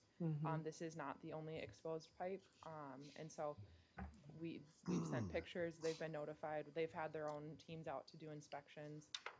So they're as aware as we can make them. And this is not the only exposed pipe in No. in Rice Creek, nor is it the only exposed pipe throughout the state of Minnesota. So Yes, it is a pipeline statewide safety problem. is, Statewide problem, yeah, statewide problem. yes. So, Mr. President, but the drainage inspectors working with Mr. Kolb over the years that I've been here have been successful in at least getting one or two that I know of lowered already. We have, yes. And I can recall sitting in the back chairs here in the 90s when the pipeline carriers sent their legal team in here to frighten everybody, and they were successful at doing that night. But we've had a change, and so that's to the credit of the inspectors and to Mr. Kolb. Thank you, yes, it's something, and we are still very actively pursuing, so Yes. hopefully we'll have more updates in the future. Some more images here. On the left side here, this is Anoka County Ditch 46. This is Branch 1. This is in Columbus, just outside of Carlos Avery area by Camp 3 in Zodiac. And so this system was actually cleaned out in 2016. And we tried to get back in there in the last few years, and it wasn't until these last couple years where we've had really dry conditions that we were able to really safely get in there and do it. The maintenance that we needed, we had noted that there was some beaver dams, and you can see a lot of that material that's been spread. They didn't really spread it. It was mostly just organic, very wet muck. But that's, you know, within a few years after a major repair that we're already seeing that much accumulation in there. On the right side, that is the JD5 tile replacement. You're actually looking at the existing clay tile in that picture. But you can see down into that trench, that material is pretty hard and caked in, and there's very little water there in the bottom of that trench. So we'll continue with that this year, but otherwise. So those are mineral soils is what you're saying, Yes. correctly, not organics. Those are, yes, not so a on wetland. the right you have minerals, very sandy clay, and on the left you have very organic. Yeah. Which, interesting enough, if you go down deep enough on that branch, where past that organics, you hit that sand as well. Continuing on the left here we have Anoka County Ditch 5362. This is right outside the office, just north of 35W and south of Pheasant Ridge Drive that wraps around Aveda. This section, we had noted a couple existing beaver dams. And then because of the water levels being so low in the last 2 years, we actually noted several older dams that had been a little bit smaller, but they'd been submerged in water, and we hadn't been able to identify them from visual inspection when the water was higher. So we were able to go through that whole section and clean it out, removing several of the newer and older beaver dams. On the right side, more beaver dams. This is Ramsey Washington Judicial Ditch 1. This is in White Bear Township. This one actually got brought to our attention by landowners. There was some residents, they have a residential stormwater pond that actually connects directly into the drainage ditch, and they don't have any backflow controls. So if the ditch gets high, their pond gets high, the pond is in their backyards. And so they notice much faster than we can, inspecting 115 miles. We don't always catch things as soon as they happen. So we always appreciate when they reach out. They reached out, we were able to get a beaver trapper in there to remove the animals, and then we were able to get a contractor in to remove the dams. So that's a little bit what we did last year. Some highlights for what we plan on doing this upcoming year. I will just note a change in the packet. We have put the 10/22/32 maintenance on hold. There's just a little bit of uncertainty there, and staff do not feel comfortable moving forward with that uncertainty to do the maintenance, so that is on hold. But working through the rest of the list, Anoka County Ditch 46, Branch 1, that was that mucky organics branch that I pictured previously. Part of the mucky soil conditions in the beavers, they actually burrowed and made dams between a stormwater pond, or not a stormwater pond, a wildlife pond, and the ditch, and blew the bank out. So the contractor unfortunately found that the hard way when he was mowing some vegetation. So, but we'll be restoring that bank this year. Anoka County Ditch 5362, Branch 1. This is going to be upstream of that area that was previously excavated by Aveda. This is east of Lexington Avenue. This is an area that's typically a little bit lower and wetter, so we're hoping for dry enough conditions this year to move through. Part of what the problem with the last couple years of dryness is that vegetation has grown in very thickly, and that can be a large obstruction to water flow, especially in a system like 5362, where there isn't much grade on the system to push water through. So we'll be doing those excavations. Anoka County Ditch 72, Branch 11. You might note that this was on the list last year. We were unable to get to it based on weather conditions and planting seasons. And so we didn't want to take down any crops unnecessarily. So it is going to be prioritized for first thing this spring. And we'll be replacing the existing tile with plastic. Anoka Ramsey Judicial Ditch 1. This is mostly in Blaine. This is going to be west of 35W, a section through mostly actually City Park area. So we'll work closely with the city to make sure that that gets excavated. It'll be some brush removal as well. It's a messy looking system currently, so we want to get in there and clean it as much as we can. The other one for ARJD1 is Branch 2. This is east of 35W. And you can actually see it if you're coming north on 35W, the first exit for Lake Drive up to Naples. There's a section there where MnDOT has a pond and the ditch runs parallel. That area has grown in heavily with cattails. And then just upstream of there, there's significant tree growth as well that's putting a lot of downed limbs into the system. Anoka Washington Judicial Ditch 4, main trunk and branch 2 excavation. Again, this is kind of one of those areas where the vegetation has grown in, and it's a high volume system, so we want to make sure that we're keeping that open, especially as the developments continue to pop up around the system. JD5 will be continuing tile replacement. We anticipate completing the most of it this year.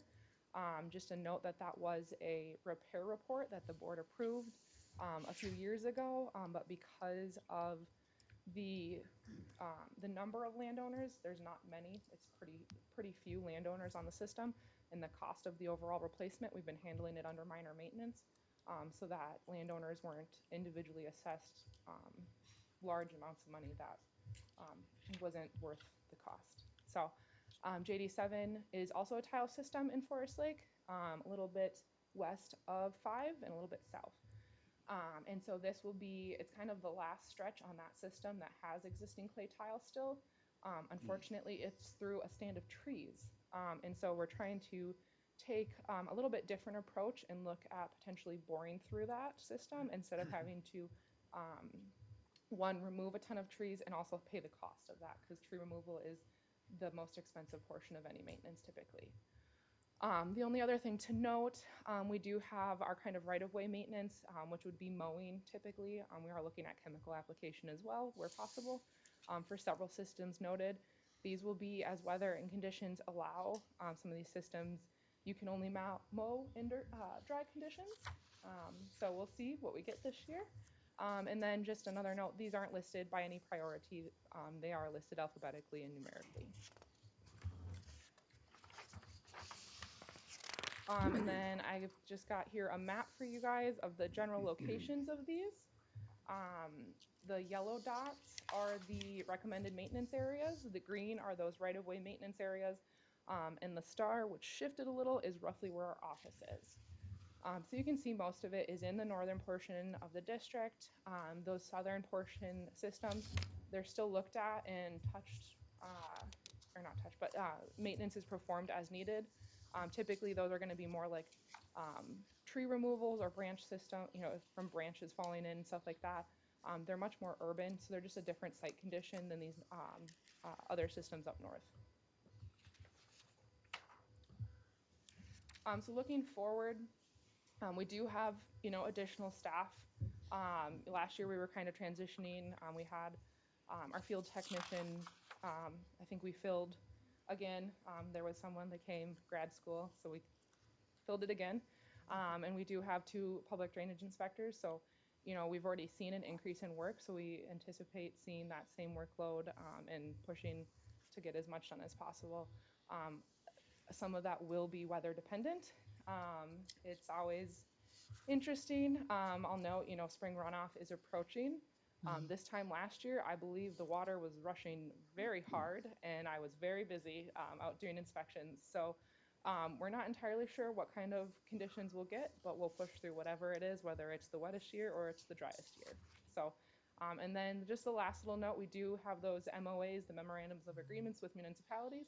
We are still pursuing those with a couple other ones that have not been executed yet, but we'll continue to pursue those and then oversee and coordinate maintenance under those agreements.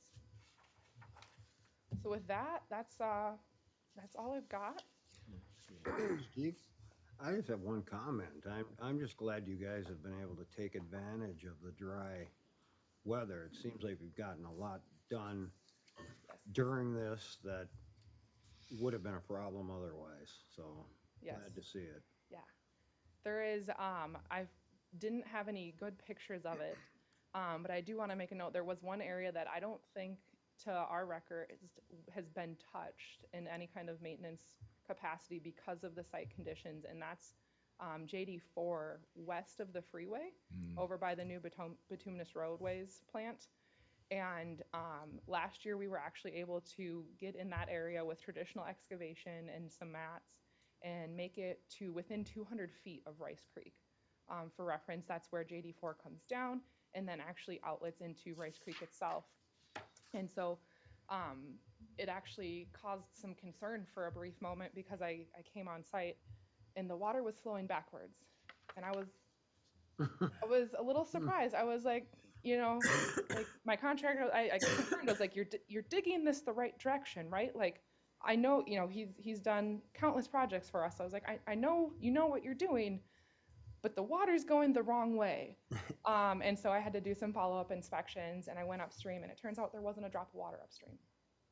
And so what happened was we were seeing, he was digging upstream to downstream, and so as he was providing that relief upstream, the water from downstream was just backfilling because there was no upstream water to push it out.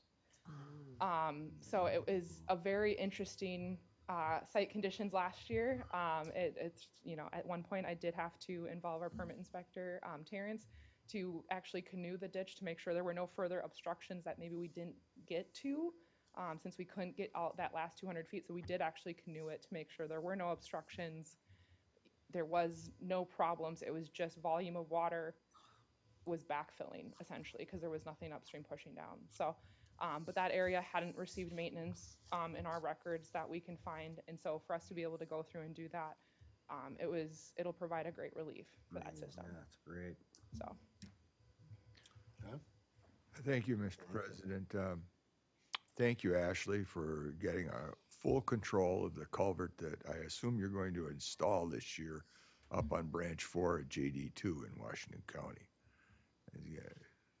Yes. Yes. Okay. Very nice. And thank you, Tom, for your work on that for years ago. And so that's important. I hope that you're out watching. You're going to have a lot to watch because there seems to be some snow. The only good part is the frost isn't very deep. Yes. And maybe it'll go into the ground as it a little more than what it does down the streams. And it's you're going to bore 7, you said. So I think that was done probably maybe close to 20 years ago now. Yeah, and in the stand of trees, we found that Right. it's still choked up. They so. bored it. So. Yeah. And nobody stole the outlet? No. Okay. It's still there. And yeah, we had somebody steal the bulkhead. Unbelievable. It's been there since the 1920s, but somebody took it. How's the bulkhead coming for 5? Are you going to have that finished too? That's on the to-do list for this year. All right. Yeah. Well, thank you very much to both of you. Keep working on that. It's important. I know it. Sometimes you can receive some grumpy public, but I also want to point out that I was first on this board, and we did did some more work on 7 that had been done before. We had Mastel and I were out there looking at it, and one of the long-term residents started screaming at us, so we thought we were in the trespass problem. And he got in his pickup truck and tore down the driveway and thanked us for the work that was done. So that's that kind of relationship with the public up there, and it's very important because, as you said, that portion of JD4 hasn't been touched, and that was true with the whole system when we began to work on that. So, Yes. so thank you. If you have any difficulties, please let me know. You know. Thank you. Yep. You know, John has a shovel. So, Mr. Administrator, I don't believe that there's any action item here, and this is being provided basically for informational purposes. Am I correct on that? That is correct. Board President, Board of Managers, we like to do this annually. The work that's proposed will help the team develop our budget. Although this budget has a whole bunch of unknown variables that come our way in dealing with contractors and such. So, Mr. Administrator, the next item is the Anoka County Ditch 5362 repair update. Is that correct? That is correct. Ms. also Ashley? That is, yes. Thank you, Mr. President. So just a quick, update. We have made some progress. We were kind of chatting earlier, and you've mentioned it a couple times. There's not a lot of frost out there, and there's a lot of snow. So it's made site conditions a little bit difficult for access and getting stuff done. So our contractors are still working, and the tree subcontractor is working with the main contractor to work out some kind of plans on how they're going to approach it based on these site conditions. They had tried kind of waiting for that hard freeze, and it never came. And so for safety reasons, they cannot run on top of the ice because the ice is breaking.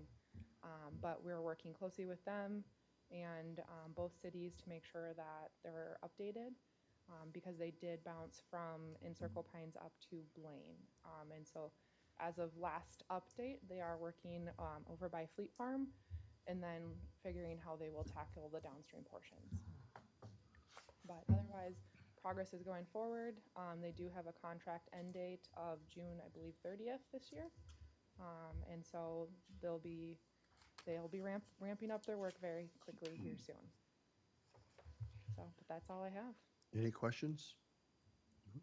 Again, this is being provided as an informational item, as I understand it. Okay. So thank you, Ashley. Thank you, Tom. Thank you. Next item then is the district engineer update and timeline. Greg, anything you want to tell us?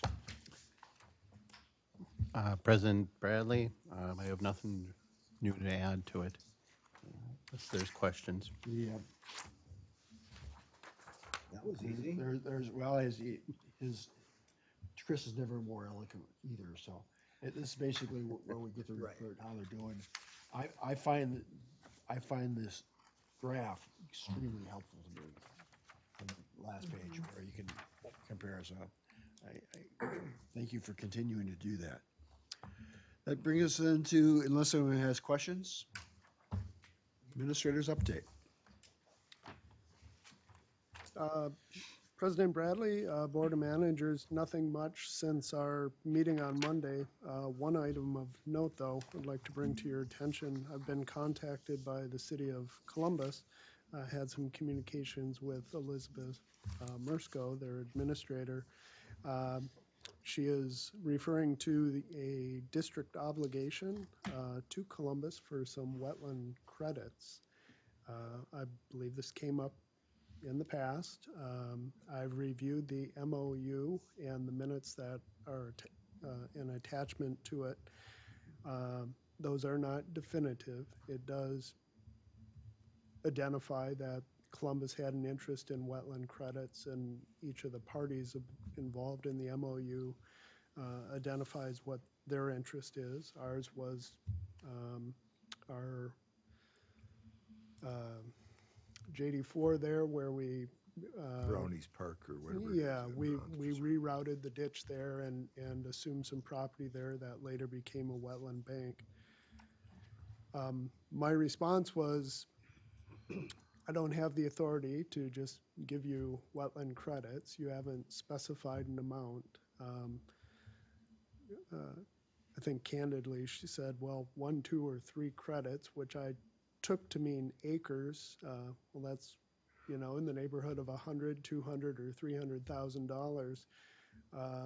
And I said, I think it's best that you come back with a definitive ask of the district to formalize it so I can bring it to the board for discussion. I said I can't, I wasn't present at these meetings, et cetera, but I welcome any information that you folks may have about that. I think Phil, our previous administrator, dealt with that in the past. And It said Thomas. And Doug Thomas was at the MOU meeting. And I did correspond a bit with Houston Engineering. Chris had some knowledge of it, as well as Doug Thomas, who works there now. But open it up to you good folks, if you have anything to share. One thing, I do talk to the liaison from Columbus to the watershed, and I can delve into it a little deeper, and I don't know if I can find out anything or not, but I'll talk to them about it. But you're right, if to the extent they have a specific ask, then we can, at that point, then we can have our people look at it and make a determination, so. It's right step. Okay, thank you. Like I said, there was nothing definitive in the MOU of what that obligation was. So Nick, on Friday, March 3rd at 10:48 PM, I received an email from a Nikki Budnicki. Oh, yeah. Hello, the Rice Creek Watershed District posted on Facebook about the replacement ash trees planned by the city of Roseville. Does that ring a bell with you?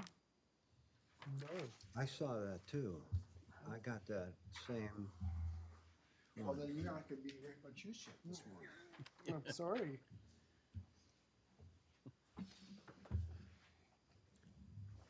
Would you like to expand, or I'll just digest it later? I will provide it, give it to you to address. Okay. The letter doesn't make sense to me. It doesn't sound like something we would be doing, but. It might have just been forwarded by, Some sort of automatic whatever. by Rice Creek, so hold on a minute. And you can check it out. Yeah. Board president, board managers, I'm happy to address it. We do have good contacts at the city of Roseville. I suspect they have a tree plan or a urban forestry plan of some sort, and maybe they can shed some light and co-respond to the concern. The crux of the email was that they assumed that we were replacing trees, and of course we aren't replacing any trees. No, it's a city, and It's Roseville. it deserves some sort of reply. Very good. Okay, then manager updates. John? Well, I attended the Washington County Consortium along with Administrator Nick. He was there. It's nice to see that 2 in a row, or 2 months maybe. Patrick was at the one before. Correct.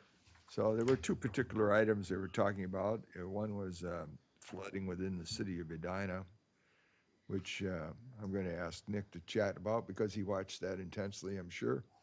And the other one was about the creation of the Valley Branch Watershed District, which was created because of flooding in 1968 and onward. And it's only really had one manager for the last 30 years. That's John Hanson. John Hanson was Bar Engineering, and he also did our project down at Fridley when we did the meanders, rocking the meanders in there. And it's had a long time. It's an interesting thing to watch, the history of it. The amount of projects that were proposed that were rejected by the cities.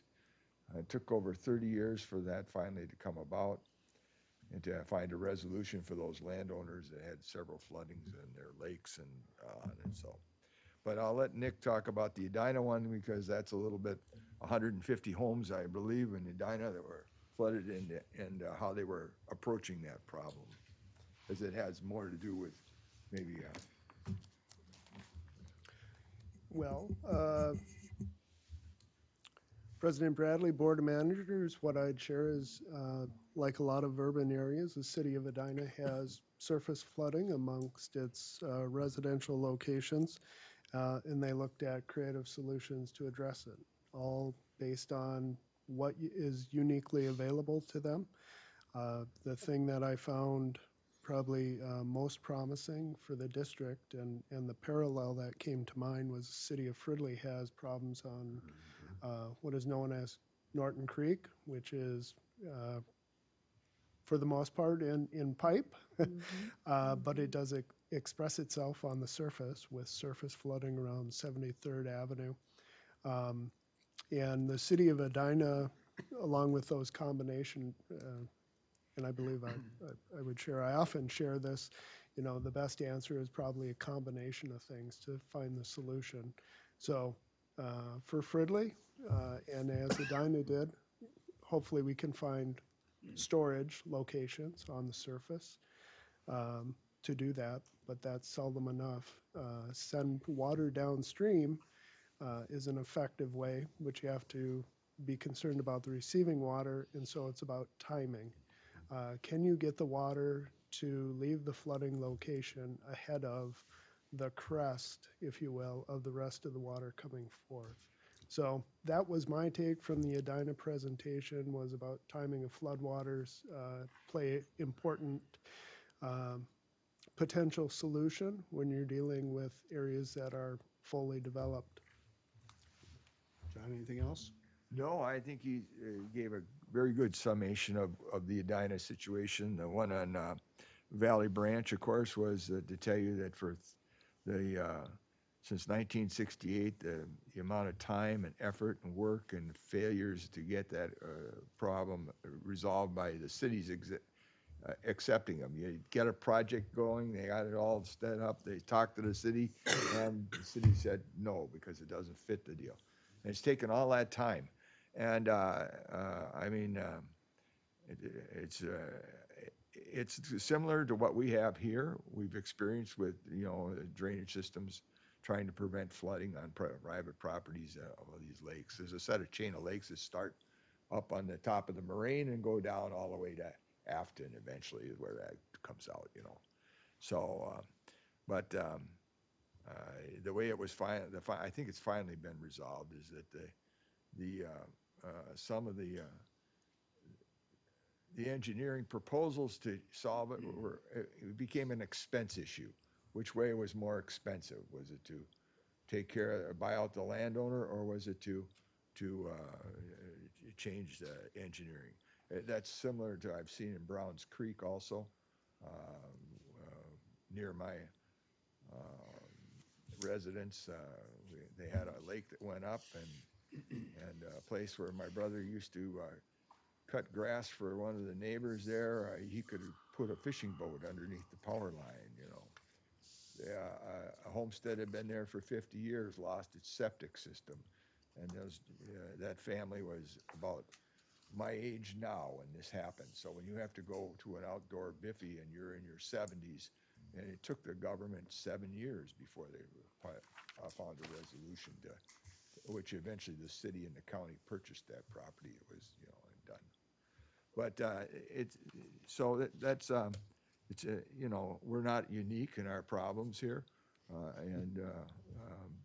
and it's always good to hear different approaches to how to resolve them. And I'm happy to see the staff attend the meetings at Washington County. I've always, yeah, even if it is virtual, Washington County should start having them in person. Don't you think so? I miss the cookies. I have nothing, Mr. Chair. I have nothing. No, sir, nothing from me. Okay, the only thing I have is that at the end of our last meeting, we became aware that Senator John Marty was the chairman of the Senate Finance Committee. We have worked with Kendra and Chris and myself and Nick to come together. We drafted a letter, a brilliant letter, 1 page long, that lays out clearly and succinctly that we've got a huge number of projects long-term, but right now All we want is $2.8 million. That's probably, and ask Get in for, line. well, you gotta start somewhere, right? You gotta start the line. So, we're asking, the letter goes to him specifically asking for a meeting. The intent is to see how he would propose that we would proceed, how we can proceed, whether or not he's willing to entertain sponsorship. My experience as a long ago lobbyist was, if you want something passed, you get the chairman as one of your authors. We also sent the letter modified because we're not asking to meet with those individuals to